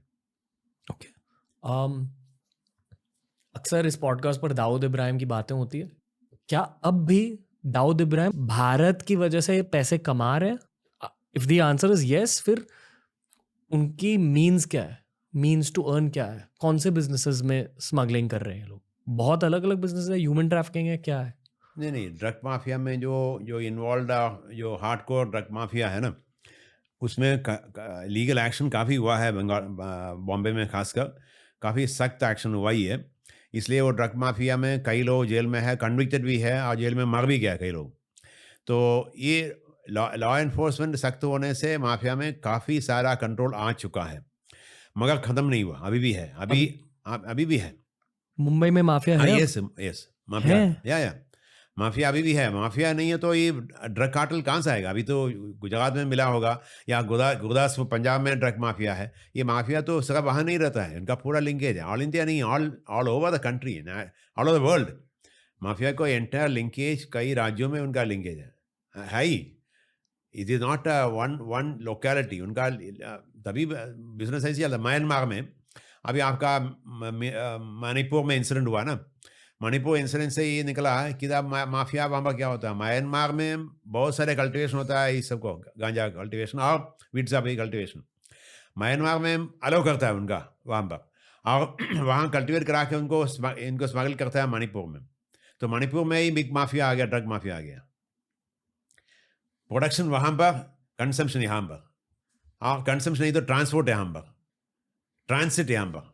तो production Myanmar, transit Manipur and consumption somewhere else. तो ये लिंकेज आ गया ना, ये लिंकेज अभी निकलता है थी मणिपुर का जो इंसिडेंट निकलता है। तो इट्स बिग ऑर्गेनाइज्ड रैकेट है वहाँ पर। That's why government is taking stern action कि कहाँ जो ड्रग माफिया है उसी पर काम, फोकस अटेंशन अभी दे रहा है। I am sure it will make a ट्रेमेंडस impact. Mumbai में बैठा हुआ माफिया बॉस अब कैसे कमा रहा है, और मुंबई में क्यों बैठ रहे हैं वो लोग? उनका तो अपना घर है, तो एस्टेब्लिशमेंट है, जमीन जायदाद है, फैमिली है। ऑफिशियली वाइट है, I am wearing a tie and wearing a nice perfume and I go for parties. तो मैं तो सज्जन आदमी हूँ। मेरा दिल किसने देखा? मेरा what I am doing only the police will know, the law enforcement agencies will know. आपके सामने मैं तो सज्जन आदमी हूँ, यहाँ लिखा तो नहीं है कि अच्छा आदमी है। तो दैट्स व्हाट दे, उनका जमीन जायदाद, उनका बच्चे बुतरू यहीं पर है, तो उनको यही सर्वाइव करना ही रहेगा वो। मतलब देश के कुछ करोड़पति, अरबपति एक्चुअली क्रिमिनल एक्टिविटीज कर रहे हैं आज भी? नहीं, आई कांट से दैट कि क्रिमिनल्स में काफ़ी पैसा है, दैट्स अ फैक्ट। क्रिमिनल्स बहुत पैसा कमाया, बहुत ड्रग माफिया हो, कोई भी माफिया में पैसा बहुत है, आप सर्वे भी करता है, और कभी जेल जाता है, कभी जेल से बाहर आता है, कोई कन्विक्शन होता है, कभी कन्विक्शन नहीं होता है, कभी अंडर ट्रायल में है, कभी नहीं है। But this is up and down, इस का होते रहता है। जो बड़े बड़े पैमाने पर हम लोग ड्रग सीज करते हैं, दैट इज एन इंडिकेशन कि आप हो रहा क्या रहा है। दैट्स इंडिकेशन कि आप वहाँ पर हो क्या रहा है। It's happening across the world. Okay. कैसा लग रहा है आपको ये पॉडकास्टिंग एक्सपीरियंस? हाँ वेरी इंटरेस्टिंग, बहुत बहुत कुछ। I don't know, public you should ask the public, जो सुनते हैं ना उनसे पूछना कि आपको क्या फ़ायदा हुआ और आपको इसमें बेनिफिट हुआ कि नहीं हुआ। कहते हैं कि sometimes real life is more interesting then fiction. तो जो मूवीज में नहीं देखने को मिलता है वो आप जैसे लोगों से सुनने को मिलता है, इसलिए लोग पॉडकास्ट सुनते हैं, स्पेशली क्राइम रिलेटेड पॉडकास्ट। नहीं, दैट वे पुलिसिंग जॉब जो है ना, पुलिसिंग का जॉब जो है, मैंने पहले ही बताया कि पुलिस के भगवान से हमको शिकायत है, ये किताब 35 साल ही दिया है। पुलिस जॉब इतना बढ़िया है कि अगर आप दिल से काम करते हैं, ईमानदारी से काम करते हैं, इतना सारा काम करने का आपको स्कोप है। मेरे पास आने वाला आदमी क्राइम लेकर नहीं आते हैं, वो कहता है कि मेरा ज़मीन का सेटलमेंट नहीं हो रहा है। अगर ज़मीन का सेटलमेंट नहीं हो रहा है, वो आदमी को हम बोलेंगे मेरे पास नहीं है, पंचायत ऑफिस जाओ, तब तो आपका आपका ड्यूटी ख़त्म नहीं हुआ। मैं उनको जाऊँगा, भाई आपका ज़मीन सेटल क्यों नहीं हुआ? गाँव चले गए सेटल करने के लिए, और डिस्प्यूट वहाँ पर है। उस डिस्प्यूट को हम छोड़ देंगे तो that will become murder eventually. 1 साल के बाद, 2 साल में मर्डर होगा वहाँ पर। तो मर्डर का इंडिकेशन है वहाँ पर एक डिस्प्यूट है। इसलिए छोटा समस्या को भी अगर समस्या समझ कर के आप डील करेंगे तो we can do a great job. इसको बोलते हैं क्रिमिनोलॉजी में broken windows theory. Broken windows theory, आपको बहुत बड़ा क्राइम एरिया है तो पहले आप जिसका खिड़की टूटा उसको आप देखो, खिड़की क्यों टूटा, किसने तोड़ा, क्यों तोड़ा, उसी पर आप स्टार्ट करेंगे। मतलब छोटे छोटे इश्यू पर आप स्टार्ट करोगे, you can handle bigger crimes. That is very important, very important. अगर आप इसको डील करेंगे तो of course you will have problem, तो होगा ही। प्रॉब्लम तो किसको नहीं होता, हर पुलिस ऑफिसर को प्रॉब्लम तो होता ही रहता है। But those problems are not insurmountable. आपको you can always face it. Face करने का आपको ग्रेट होना चाहिए, अपने ऊपर कॉन्फिडेंस होना चाहिए। कश्मीर में मैंने काम किया, आम जनता इतना बढ़िया है, ये 5% 10% क्रिमिनल को कंपेयर मत करिए आम जनता से। That is mistake we are doing. Crime होता है ना, उसको हम लोग कभी नहीं देखना कि हिंदू मारा है कि मुसलमान मारा है। यू से क्रिमिनल मारा है, विक्टिम मर गया। Victim and criminal, that's the only language. बाकी लैंग्वेज का आप भूल जाना चाहिए, हर पुलिस ऑफिसर को भूल जाना चाहिए। जब इसको हम लोग हिंदू बोलते हैं, मुसलमान बोलते हैं, क्रिश्चियन बोलते हैं, तभी आपको परेशानी होती है। Then the entire narrative changes. ये नैरेटिव मत लाइए, victim criminal, that's it. Inter religious crimes जिसके बारे में हम मीडिया में इतना ज़्यादा सुनते हैं आजकल, क्या सच में देश में बढ़ रही है या हमेशा से इतनी ही थी पर मीडिया अब रिपोर्ट ज़्यादा कर रही है? नहीं, पहले भी बहुत होता था, पहले बहुत ही होता था, तो उसको भी कंट्रोल करते थे। सही कॉम्पिटेंट आदमी है तो कंट्रोल भी हो सकता है, पब्लिक सपोर्ट से ही कंट्रोल हो सकता है। अभी भी है, but I think I have my understanding is across a country पिछले 5-6 साल से और 10 साल से बहुत कम हुआ है। बहुत कम हुआ है। यस, बहुत कम हुआ है, बहुत कम हुआ है। पूरे हिंदुस्तान में आप देखेंगे तो ये जो कम्युनल और कास्ट क्लैशेस जो होता था, बहुत कम हुआ है। पर सबसे पहला रीज़न है कि आम जनता में जागरूकता आ गई है। People are educated, people are not mad. Educated youngsters जहाँ आते हैं ना, वहाँ पर ये सब अपने आप कंट्रोल हो जाता है। They are busy with their vocation. उनका काम है कि उनको नौकरी करना है, उनको तरक्की करना है, उनको इंजीनियर बनना है, उनको कंप्यूटर एक्सपर्ट बनना है, उनको डेटा लेक बनाना है, उनको आर्टिफिशियल इंटेलिजेंस बनाना है। तो people are busy with that. जब आप आर्टिफिशियल इंटेलिजेंस में और डेटा लेक में आप रहोगे तो आपको मार्केट करने का आइडिया आता ही नहीं है। जी। इसलिए मैं समझता हूँ कि हमारे यहाँ एजुकेशन और क्वालिटी ऑफ एजुकेशन बढ़ने से इस तरह का दंगा वंगा में काफ़ी सारा कम आया है। अभी जहाँ भी इंसिडेंट होता है ना, वहाँ पर रिस्पॉन्सिबिलिटी प्रधानमंत्री की और प्रेसिडेंट ऑफ इंडिया को नहीं है, वहाँ का रिस्पॉन्सिबिलिटी वहाँ के एसपी का है। अगर कहीं इंसिडेंट हुआ, कोई लड़की को नंगा मार्च कराए, सबसे पहले वहाँ के एसपी को और एसएचओ को सस्पेंड करना चाहिए ना। There should be responsible. अब मणिपुर की बात कर रहा हूँ। जहाँ भी हो, अगर इस तरह का क्राइम होता है ना, serious crime, the person is accountability वहाँ का एसपी का है, वहाँ कलेक्टर का है। ओके।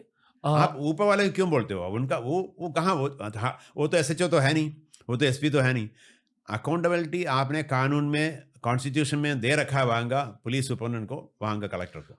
मैं आपसे पूछना चाहता हूँ सीखने के लिए, क्योंकि आपने सिस्टम को अंदर से देखा हुआ है।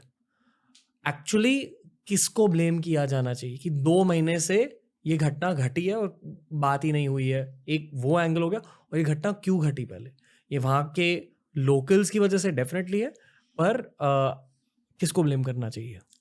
मैं समझता हूँ कि वो I have very simple solution. मैं तो प्रैक्टिकल बात कर रहा हूँ, प्रैक्टिकल बात। हर चीज़ में अगर हर थाना में होता है उसके लिए आप प्रधानमंत्री को, प्रेसिडेंट ऑफ इंडिया को ब्लेम करेंगे, तब तो बाकी लोग किसके लिए भाई? वहाँ जो इंसिडेंट हुआ उसके पूरी रिस्पॉन्सिबिलिटी वहाँ का लोकल एसएचओ, थाना प्रभारी, वहाँ का सुपरिटेंडेंट पुलिस, वहाँ का डिस्ट्रिक्ट कलेक्टर। उस वक़्त उनके खिलाफ एक्शन लेना चाहिए था। अगर कंट्रोल नहीं कर सके तो उनको नौकरी से निकाल देना चाहिए। They don't deserve to be in the job. तो accountability has to start at the right place. The buck should stop somewhere. अगर वहाँ इंसिडेंट हुआ, that officer who is responsible, who has been appointed to prevent crime, उनको दायित्व है, उनका responsibility है। क्या दिया उनको? ड्यूटी दे रखा है कि prevention of crime is your responsibility. जी, उसने नहीं किया, एक्शन टू बी टेकन। अगर मैं समझता हूँ कि वहीं पर एक्शन उस वक्त हो जाता, then rest of the crimes would have stopped. काम भी 3 आदमी को लगाई नवंबर, एक ब्रिंग ए काम भी, there are hundreds and thousands of IPS officers in the country. Youngsters, काबिल आदमी है, टक कर सकता है, विद इन 3 days कंट्रोल हो जाएगा, कोई दिक्कत नहीं है। मैं समझता हूँ वहाँ पर अगर काबिल एसपी और काबिल कलेक्टर रहते तो सिस्टम उसी वक्त 3 days रहेगा। ज़्यादा नहीं कि थी आपको मैजिक नहीं है, 3-4 दिन 5 दिन में सब ठीक हो जाता, ये इश्यू नहीं होता। पर ये क्यों हुआ? That's what I'm saying. Action क्यों नहीं ली गई? अब that part we have to check, so why नहीं हुआ। हर आदमी दूसरे को ब्लेम करना शुरू कर दिया ना। मीडिया में तो एक तरफ का प्रधानमंत्री को और बाकी लोगों को ब्लेम करना शुरू कर दिया, वो तो गलत है। प्रधानमंत्री क्या करें? वहाँ तो करने वाला आदमी जो बैठा हुआ ना, उनसे पूछे ना भाई आपने क्यों नहीं किया। I am very practical man, I am very practical. आपने एसपी कलेक्टर को अपॉइंट किया with a responsibility, a duty chart. ये duty, you are fail in the duty, they are responsible, no, they are responsible. तो first and foremost उनके accountability को आप fix करते, दूसरे आदमी को हम पोस्ट करते, ठीक हो जाता। आपने पॉलिटिक्स के साथ बहुत डील किया, पॉलिटिकल दुनिया के साथ बहुत डील किया? हाँ, बहुत ज़्यादा। क्या राय है आपकी पॉलिटिक्स को लेकर? एज एन आपका पॉलिटिकल ओपिनियन नहीं? नहीं, very interesting, very good question. Political कई लोगों से, कई पार्टी से क्या गवर्नमेंट में थे उस वक्त, उनके साथ काम करने का, क्लोजली होम मिनिस्टर के साथ, खासकर दिल्ली में कई होम मिनिस्टर के साथ, कई डिफरेंट पार्टीज़ के होम मिनिस्टर के साथ काम करने का, होम मिनिस्टर के साथ डायरेक्टली काम करने का। बिहार में चीफ मिनिस्टर, कई चीफ मिनिस्टर आए, कई पार्टी के चीफ मिनिस्टर आए, सेम पार्टी कई चीफ मिनिस्टर आए, क्लोजली काम करने का बहुत अच्छा मौका मिला। एमएलए लोग भी, एमपी लोग भी, कई डिफरेंट पार्टीज़ के, डिफरेंट कम्युनिटी के लोग भी थे। मैं यही चीज़ मैंने देखा कि बिहार में, चूँकि फील्ड वर्क मेरा बिहार में था, और कास्ट फीलिंग वहाँ पर थोड़ा ज़्यादा है अभी भी। नो, उस वक्त एटलीस्ट पब्लिक में ज़्यादा, आम जनता में नहीं है। ये जो क्रिमिनल माइंडेड लोगों में ज़्यादा है, जो मारपीट करने वाले वही सब थे। तो वहाँ पर ये देखा कि न्यूट्रल आदमी है। आपके न्यूट्रलिटी को आप पहले प्रूव करें, देन हर आदमी आपको ट्रीट करेगा बराबर। एंड सेकेंडली, जब वो देखता है कि आदमी दाहिने भी नहीं जाएगा, बाएं भी नहीं जाएगा, तो आपके पास अप्रोच करके बोल देगा कि हमने एसपी साहब को बोल दिया पब्लिक को घुमाने के लिए, मगर उसको पता है कि एसपी साहब नहीं करेंगे। My philosophy is hear them out, listening to your conscience. Hindi में आप क्या बने, आप उनको सुन ले। जी हाँ, मैं अपने वॉइस को आप गो बाई योर, मतलब जो आपका दिल कह रहा है, जो आपकी इंसानियत कह रही है, उसकी बात सुनिए, बेस्ड ऑन फैक्ट्स, पूरा, नॉट बाई इमोशन। जी जी जी। पूरा फैक्ट समझ करके जो करना है, सही करना है भाई, आपको दिल, आत्मा बोलेगी, आत्मा जो बोलती है ना उसको करिए, बाकी लोग सुन लीजिए। In fact I would respect all netas. मैं बता रहा हूँ, हर पार्टी के नेता को हम रेस्पेक्ट करते हैं, इसलिए कि उनके पास जो इन्फॉर्मेशन रहता है नेताजी के पास, उतना पुलिस के पास नहीं रहता है। और जिला में एक एमएलए है, हमारे पास एमएलए साहब थे, एमएलए साहब को तो इतना सारा कॉन्टैक्ट है, उनको सब पता है क्या हो रहा नहीं हो रहा है। अगर एमएलए को मैं आने नहीं देगा तो मेरे को इन्फॉर्मेशन मिला है कैसे, हम उनको आएंगे भाई, ये सब बैठिए, कॉफ़ी पिए, चाय पीजिए, बोलिए क्या हुआ, कैसे हुआ। हो सकता है वो गाली देगा कि साहब आपने गलत कर दिया, आपने कहा मैं कुछ नहीं किया, ठीक है, दैट्स अ डिफरेंट इशू। आप बोलो गाँव में क्या चल रहा है, वहाँ पर क्या इंसिडेंट हुआ, क्या हो रहा है, कैसे रोकना है, क्या करना चाहिए। दे आर पॉलिटिकल लीडर, सही पॉलिटिकल लीडर है तो उनका सोर्स बहुत ज़्यादा है, उनको आम जनता से अच्छा कॉन्टैक्ट है, वो साथ रहते हैं। हमारे पुलिस अफसर जो सब इंस्पेक्टर गया तो गांव में चले आए, तो उनको इन्फॉर्मेशन पब्लिक से ही मिलना है, तो सही पब्लिक है। तो इसलिए हमने देखा कि एमएलए एमपी के साथ मेरा जो जो कॉन्टैक्ट है उसका हमको बहुत फ़ायदा ही हुआ है, नुकसान नहीं हुआ। इसको मैं पॉलिटिकल इंटरफेरेंस नहीं बोलेंगे, पॉलिटिकल इन्वॉल्वमेंट बोलेंगे। उसकी ज़रूरत होती है, पर आपको एज अ प्रोफेशनल न्यूट्रल होना पड़ता है आपके डोमेन में। अगर आपने एक साइड चुन ली तो जब दूसरी साइड पावर में आएगी तो क्या होगा? या तो प्रॉब्लम होगी आपको। That is a very challenging task, but challenge में ब्यूटी उसी में है। चैलेंजेस लेना है ना, तभी तो चैलेंजेस को अपॉर्चुनिटी बनना है, that is policing. Her challenges को आप फेस नहीं करेगा तो आप आया क्यों पुलिस में, आया क्यों? जी, यू कैन जी, रिजाइन जी। And go. There are very many good people. कोई कहता है कि ये तो पॉलिटिकल चैलेंज है, मैं क्या करूँ, तो यार तेरे को करना ही है भैया। नहीं तो दूसरे आदमी को करने दो। सर, ऑलमोस्ट पॉडकास्ट के एंड तक पहुंच चुके हैं। अगर किसी ने भी आपके नाम को गूगल किया, दो और बहुत बड़े नाम आपके करियर से जोड़े जाते हैं, नंबी नारायण सर और राजीव गांधी। इन दोनों कहानियों के बारे में थोड़ा सा जानना चाहेंगे हम। आपका थोड़ा सा फर्स्ट हैंड एक्सपीरियंस है, ये दोनों केस आपके थे। आई डोंट नो अभी आप कितनी बात कर सकते हो उनके बारे में, पर वेल जो पब्लिक डोमेन में है वो तो जरूर बताऊंगा। Nambi Narayan is a great scientist, Hindustan के बहुत काबिल एक साइंटिस्ट है, जिसको प्रेजेंट गवर्नमेंट मोदी जी आने के बाद उनको पद्म भूषण दिया, राइटली दिया। उनका कंट्रीब्यूशन को रिकग्नाइज किया, पहले नहीं था। तो इनको केरला पुलिस ने गिरफ्तार किया था। तो मैं केरला पुलिस को ब्लेम नहीं करूँगा, उसमें एक आध इन्वेस्टिगेटिंग ऑफिसर्स है, उनकी गलती है वो। तो केरला पुलिस तो ऐसे ही बड़ा अच्छा इंस्टीट्यूशन है।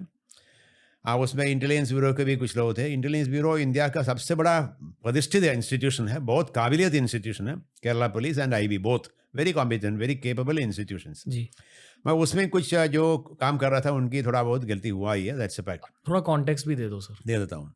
तो एक स्टोरी का शॉर्ट में बोलेंगे तो एक मालदीवियन वुमन लेडी है, मरियम रशीदा।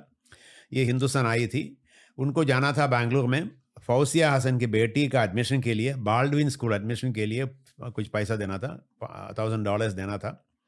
एयरपोर्ट में उनको त्रिवेंद्र एयरपोर्ट लैंड किया, डोमेस्टिक में आ गए। अब वहाँ उनको इनका टिकट कंफर्मेशन नहीं हो रहा था, काफ़ी देर ट्राई किया। तब तक ये चंद्रशेखर साहब वहाँ पहुँचिए, वहाँ पर जा रहा था, उन्होंने उनको हेल्प किया। और चंद्रशेखर उन्होंने बताया कि कस्टम्स वाला ने $100 हमसे ले लिया, उसको भी आप हेल्प करो। ये गया, कल कस्टम से भी लौटा दिया। तो मालदीवियन वुमन बहुत इम्प्रेस हो गया, भाई चंद्रशेखर साहब कोई बड़ा चीज़ होता है। और लोग ट्रैवल किए। अब हम बच्ची का एडमिशन के लिए चंद्रशेखर उनको बोला, उन्होंने शर्मा को बोला कि शर्मा जी आके हेल्प करो। शर्मा जी स्कूल में काम करते हैं, कंस्ट्रक्शन की एक्टिविटीज़, उन्होंने हेल्प कराया। तो दोस्ती लोगों का शर्मा जी, चंद्रशेखरन, सबका मरियम रशीदा फौसिया का वहाँ पर हो गया। अब उसके बाद मरियम रशीदा कुछ वहाँ पर रहे थे, उसने वहाँ पर जो मालदीवियन गवर्नमेंट के ख़िलाफ़, उनके गवर्नमेंट के ख़िलाफ़ जो कुछ बोलता है, इधर उधर अनशन बात करता है, उसका अपना डॉक्यूमेंट करा के अपना लोकल लैंग्वेज में लेके वापस जाने का टाइम पर चंद्रशेखर उनको बताया कि मेरे को हार्ट का कोई प्रॉब्लम लगता है, उसको चेक कराना है, हार्ट चेक कराना है। उन्होंने बोला कि मैं शशि कुमार ने एक मेरा दोस्त है, उनको मैं बता दूंगा। शशि कुमार ISR में काम करता है। शशि कुमार उनको बताऊंगा। शशि कुमार की वाइफ सीरिया अच्छा प्रोफेसर है मेडिकल कॉलेज में। बात सही है, वो अच्छे लेडी है, वेरी कॉम्पिटेंट, अच्छे फैमिली के हैं। और ये मरियम पहुँच गया ट्रिवांड्रम में, और उनको ये सब ट्रीटमेंट के लिए अपना 2-3 दिन लग गया, ट्रीटमेंट हो गया, चेक कराए, चेक में सही निकला। तब तक इनका जाने का टाइम 90 डेज में मालदीवियन को उस वक्त वीज़ा की ज़रूरत नहीं था। हमको भी जाते थे वहीं पर, वीज़ा नहीं ज़रूरत नहीं, 90 डेज़ के बाद ज़रूरी है। तो 91st डे इनको जाना था, या 90th डे इनको जाना था, बट उस वक्त केरला में बंद हो गया। बंद का मतलब वहाँ पर बंद होता है, सही में बंद, कोई रिक्शा भी नहीं चलेगा। तो इनको जाने में परेशानी था, इसलिए 88th डे वो चले गए इमिग्रेशन ऑफिसर के पास कि साहब उनको हमारा वीज़ा ख़त्म हो रहा है, तो बट जा नहीं पाते हैं, हमको 2 दिन का एक्सटेंशन दे दिए ताकि टिकट बुक करके जाऊँगा। तो ये वीज़ा वेरिफिकेशन के लिए उन्होंने 2-3 दिन रखा। और लेडी आते गए, ऑफिस में जाते गए, अब वेरिफिकेशन हुआ नहीं है या उनका एक्सटेंशन हुआ नहीं है। तब तक मीडिया में कोई आ गया, मीडिया ने को फोटोग्राफ डाल दिया और बोला कि रात में कि तुम्हारा फ़ोटो आ जाएगा पेपर में लेडी का, वहाँ पर हरासमेंट है। तो उसमें जो पुलिस अफसर है कंसर्न वो डर गया कि मीडिया में आएगा तो कल हंगामा होगा। तो उन्होंने रातों रात एफआईआर कराए कि साहब उन्होंने वीज़ा ओवरस्टे कर दिया और उनको गिरफ्तार कर दिया, तो उनको पकड़ लिया, वो इंट्रोगेशन हुआ इधर उधर, और उनका डायरी में जो लिखा हुआ था मालदीवियन गवर्नमेंट के खिलाफ जो उन्होंने जो सुना वो सब लिखा हुआ था, उसको एस्पियोनेज बना दिया। उसी एस्पियोनेज में चंद्रशेखर शशि कुमार को गिरफ्तार किया, चूँकि उनका कॉन्टैक्ट था उनसे। कॉन्टैक्ट मैंने टेलीफोन में किया है, ऑन रिकॉर्ड, टेलीफोन से ऑन रिकॉर्ड है। एस्पियोनेज आते होता नहीं है, होटल से फ़ोन उसने लगाया, उन्होंने अपने ऑफिस से फ़ोन लगाए, वो सब है। उसको शशि कुमार को पिटाई किया, तो उसके बाद नंबीनारायण को गिरफ्तार किया, नंबीनारायण को पिटाई किया, तो तब तक डायरेक्टर सीबीआई बोला कि केस तुम जाकर इन्वेस्टिगेट करो। मैं सीबीआई में था, डीआईजी था चेन्नई में, केरला मेरा जुरिस्डिक्शन में आता है। तो पहुंच गया मैं इन्वेस्टिगेशन के लिए। उस वक्त केरला में एक आईजी था रमन श्रीवास्तव, उनको भी गिरफ्तार करने का था। वहाँ पर उन्होंने प्लान बना दिया रखा था, गवर्नमेंट को रिपोर्ट भी चला गया केरला पुलिस की तरफ से, उनको 2 दिन में सस्पेंड ही हो गया था। तो हमारा था कि उनको गिरफ्तार करने के लिए एसेंशली डॉक्यूमेंटेशन वही बना कर रखा हुआ था। हम लोगों ने क्या किया, सीबीआई का टीम था, तो मैं सीबीआई का टीम का रिप्रेजेंटेटिव हूँ। टीम अच्छा टीम है, काबिलियत है, सीबीआई का अच्छा टीम है, बहुत बढ़िया टीम है, wonderful team, capable, competent, professional team. हम लोगों ने सही तरीके से इन्वेस्टिगेट कराया, तो क्या कि ये एस्पियोनेज भी नहीं है, केस सब कम्प्लीटली फॉल्स है, ज़रा सा झूठ है। तो उस केस में जब केस को फॉल्स प्रूव करने में हम लोगों को बहुत परेशानी हुआ, चूँकि केरला में नंबर 1 मीडिया कंप्लीटली अगेंस्ट है। मीडिया पूरा हाइप इतना कि ये हुआ वो हुआ, इतना पैसा चला गया, उतना पैसा आ गया, इतना डॉक्यूमेंट चला गया, पाकिस्तान आ गया, कहाँ कहाँ बहुत सारे कंट्री का पूरा स्टोरी बना हुआ था बेस्ड ऑन एक जो पुलिस ऑफिसर इसमें इन्वॉल्व थे उनका स्टोरी के मुताबिक। तो Kerala police completely went against, जो एटलीस्ट जो काम करने वाले, और इंटेलिजेंस का जो भी था वो भी हमारे खिलाफ चले गए। केरला पॉलिटिशियंस भी चले गए आपस में, पॉलिटिशियन का भी 2 ग्रुप बन गया, कांग्रेस पार्टी के 2 ग्रुप था उसमें। With all respect, I am not against any party even now, but उन लोगों का आपस में कुछ ग्रुपिज्म था, एक कम्युनिटी बेस्ड ग्रुप था, उसमें झगड़ा हो गया, उसी में इन्वॉल्व हो गया, फिर चला गया लिटिगेशन पब्लिक हाई कोर्ट में। तो we have to face all this. तो media, public, politician, police, intelligence agencies and high court, और हाई कोर्ट में फेस करने पर नॉर्मली पीपल सरेंडर कि भाई इतना हमारे खिलाफ जा रहा है तो वील ओके गो, जाके गिरफ्तार कर दो श्रीवास्तव को, मामला खत्म करो। मैंने कहा नहीं, we will go by the truth. Entire CBI team very competent, director CBI onwards down the line, we said हम लोग ट्रूथ पर ही जाएंगे, सच्चाई पर जाएंगे। सच्चाई को फॉलो करने का रास्ता आसान नहीं है। Lot of challenges are there, lot of issues are there, but one thing is there, अगर ईमानदारी से आप काम करेंगे और अपना पैर आप ग्राउंड में रखिए, डोंट स्टार्ट फ्लाइंग आउट, आप ग्राउंड में ही आप रहिए, अपना डॉक्यूमेंटेशन आप सही रखिए, it should be completely truthful. Untrue एक शब्द नहीं आना चाहिए, then you have to cover up. गलत होता है ना, उसको कवर अप करने के लिए फिर स्टोरी बनाना पड़ता है। ट्रूथ में कोई कवर अप नहीं है, ट्रूथ इज ट्रूथ। उस वक्त भी बोलेंगे तो यही बोलेगा, कल भी बोलेंगे तो मैं यही बोलूँगा, ट्रूथ वही है। तो ट्रूथ रहने से क्या हुआ, finally supreme Kerala high court ने हमारे खिलाफ स्ट्रिक्चर पास कर दिया। स्ट्रिक्चर अनवांटेड स्ट्रिक्चर था, यहाँ तक कि I don't want to mention that. तो देन फाइनली सुप्रीम कोर्ट गए, सुप्रीम कोर्ट ने कम्प्लीटली रिहाई दिया, बोला कि इसमें अच्छा ट्रूथ लाए, और जो केरला हाई कोर्ट से जो इनएंडोर्स एंड इंसिनुएशंस उसको एक्सपेंज कराए, इन्वेस्टिगेशन को अप्रिशिएट कराए, जो अक्यूज को पकड़ के जेल भेजा था नंबीनारायण इंक्लूडेड, उनको 1-1 लाख रुपए का कॉम्पेंसेशन भी सुप्रीम कोर्ट ने दे दिया। फिर नंबीनारायण लिटिगेशन करते रहा, नेचुरली उनको विक्टिमाइज कराया ना उन्होंने, वो खुद अपना कॉम्पिटेंट आदमी है, कैपेबल आदमी है, उन्होंने लिटिगेशन अपना करते गया। सुप्रीम कोर्ट से उनको काफ़ी और मदद मिली, बाद में I think he got almost 50 lakhs compensation या 1 crore कॉम्पेंसेशन मिला। वो सब तो स्टोरी है। उसका बेसिस पर माधवन साहब ने, अपना फेमस माधवन साहब ने एक फिल्म बनाया रॉकेट्री। तो रॉकेट्री में इफ़ यू सी, तो बीच में हम इन्वेस्टिगेटर का भी रोल आता है ना, तो व्हेन मिस्टर माधवन ने मेरे को कहा कि आप एक्टिंग करो, मैंने कहा हम तो पुलिस ऑफिसर से एक्टिंग नहीं करते हैं, वी डू द थिंग्स, हम लोग तो we are doers not actors, with all respect, he appreciate that. एक तमिलनाडु का एक famous actor Kartik Kumar, he acted as PM Nair, तो स्टोरी में भी that part comes in, introducing PM Nair to the Nambinaran and taking it forward and bringing the truth out. So it was a fascinating work in the investigation.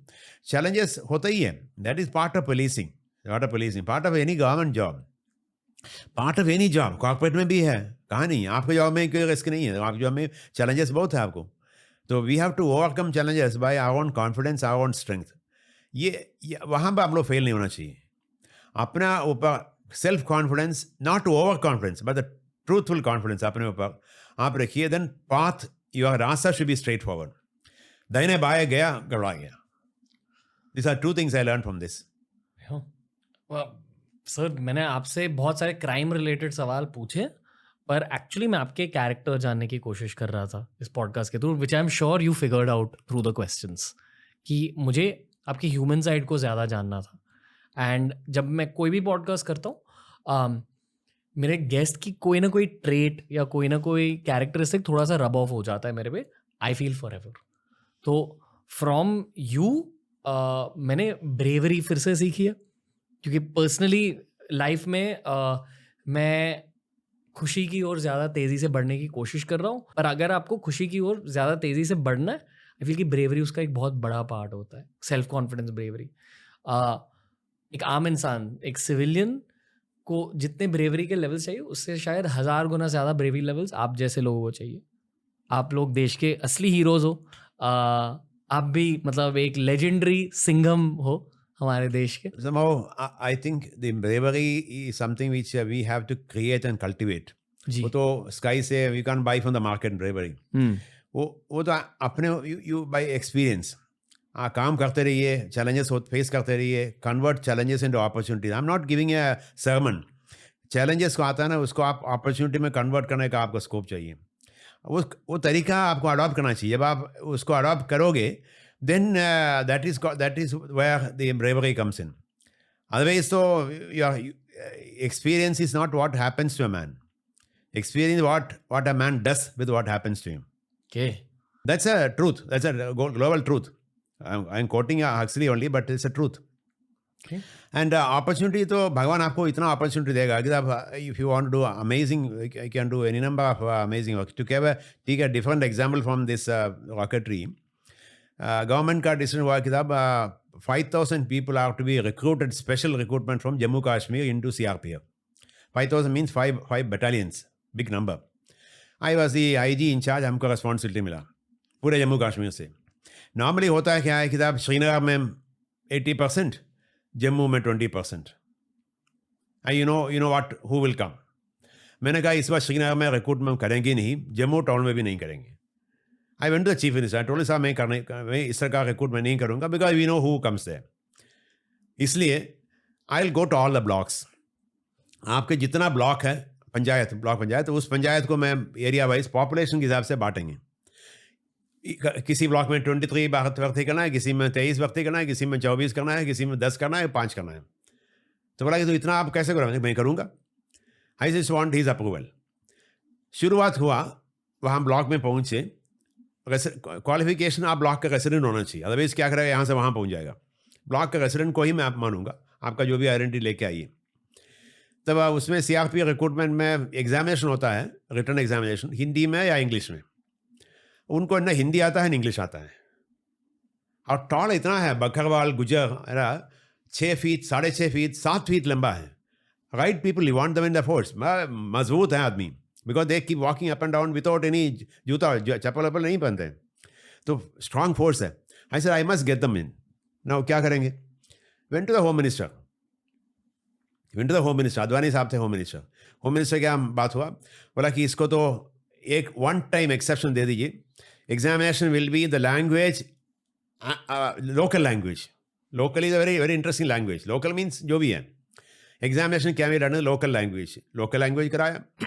और उनका भाषा में जो पख्तूनी भाषा, जो भी भाषा जो बोलता था, कश्मीरी भाषा बोलता, सॉरी पख्तूनी नहीं, कश्मीरी भाषा बोलता था, उस लैंग्वेज में था.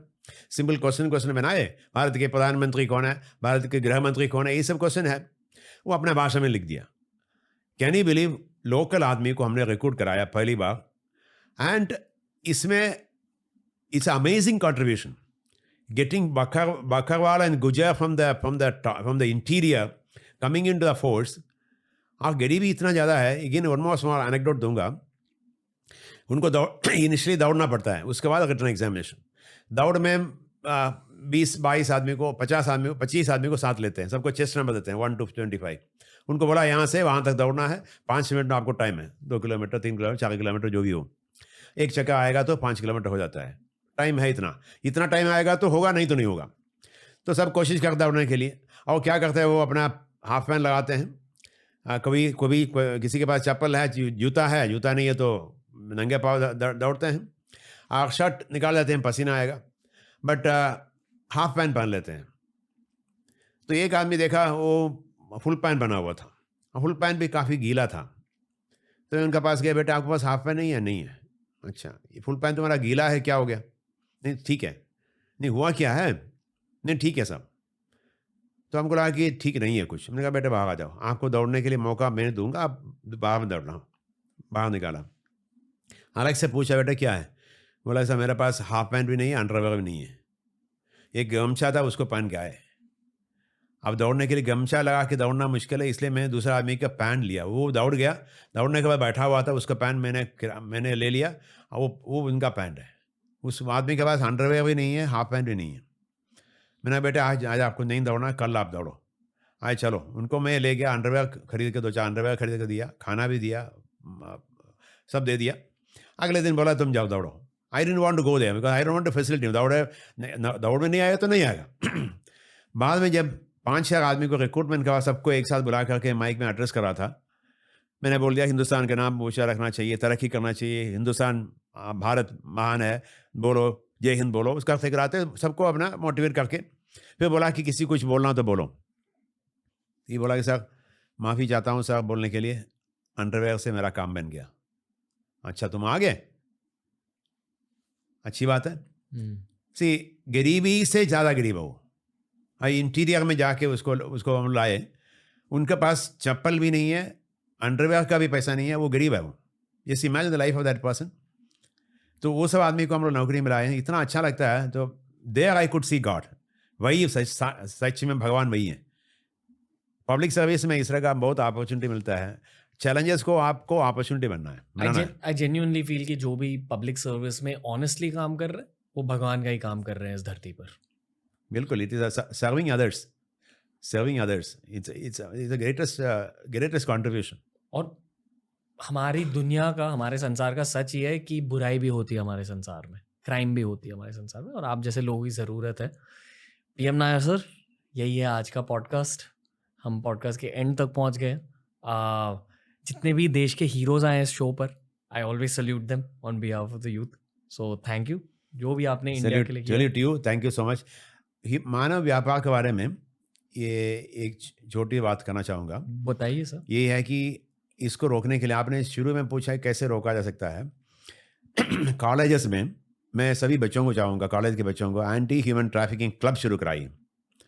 कॉलेज में बच्चों को चाहूँगा कि आप कॉलेज के बच्चों को कॉलेज बच्चे तो मैच्योर होता है ना, एंटी ह्यूमन ट्रैफिकिंग क्लब शुरू कराइए। आपके यहाँ ड्रामेटिक क्लब है, आपके यहाँ यॉटिंग क्लब है, फैंसी क्लब है।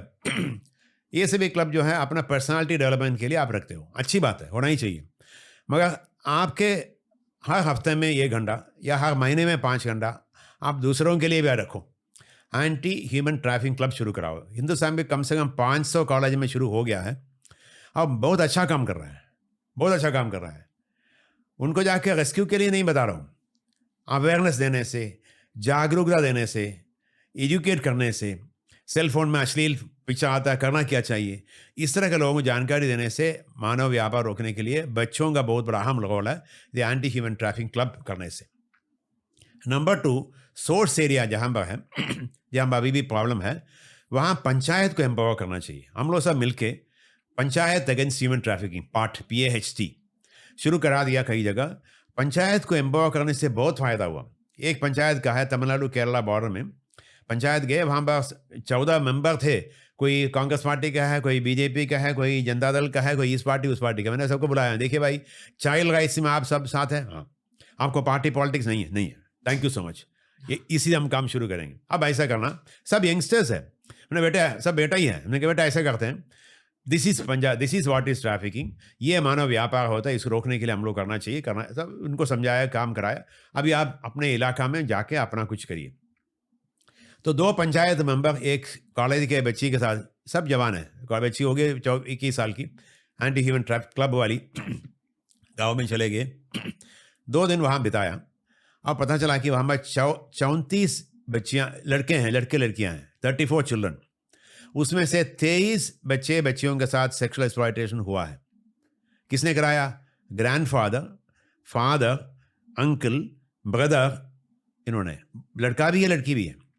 हमको फ़ोन किया साहब इसमें तो 23 बच्ची है जिसमें 34 से 23 के साथ सेक्सुअल एक्सप्लॉयटेशन हो चुका है। मैंने कहा अभी ऐसा करिए, सबसे पहले बच्चों को बुलाइए, उनको आप समझाइए कि गुड टच क्या होता है, बैड टच क्या होता है। अगर पापा भी होगा तो हाथ इधर डालेगा तो चिल्लाओ, बच्चों को चिल्लाना के सिखाओ, empower them, they may train the children. अभी लगाओ कि आप पापा का हाथ पीछे आ गया, चिल्लाओ, वो चिल्लाएगा। That's how to motivate the child. Then call the mothers. माँ को बुलाया, माँ को बताया कि साहब आपका हस्बैंड क्या करता है, what is all this, why should your son or husband do this, why should your father do that?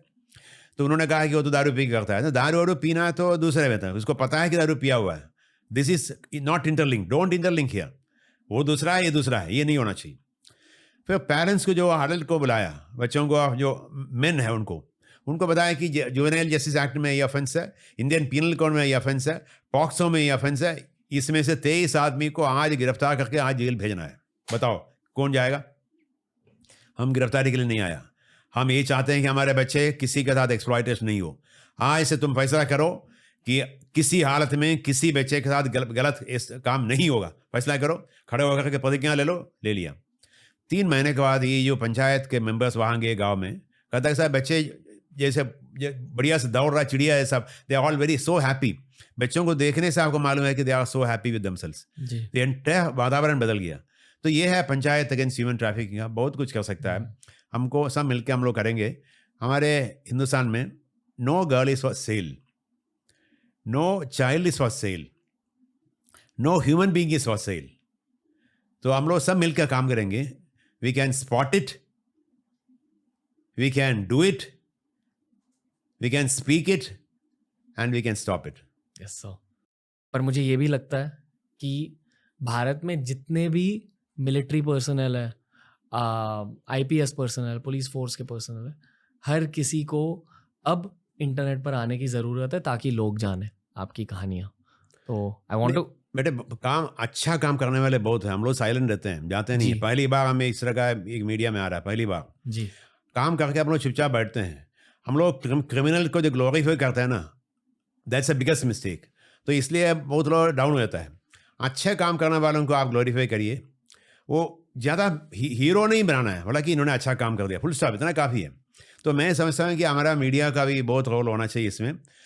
Criminal को ग्लोरीफाई करने का वो सिस्टम को बंद करा के अच्छा काम करने वालों को, समाज के लिए समाज सेवा करने वालों को आप कभी कभी बोला करिए कुछ काम हुआ है।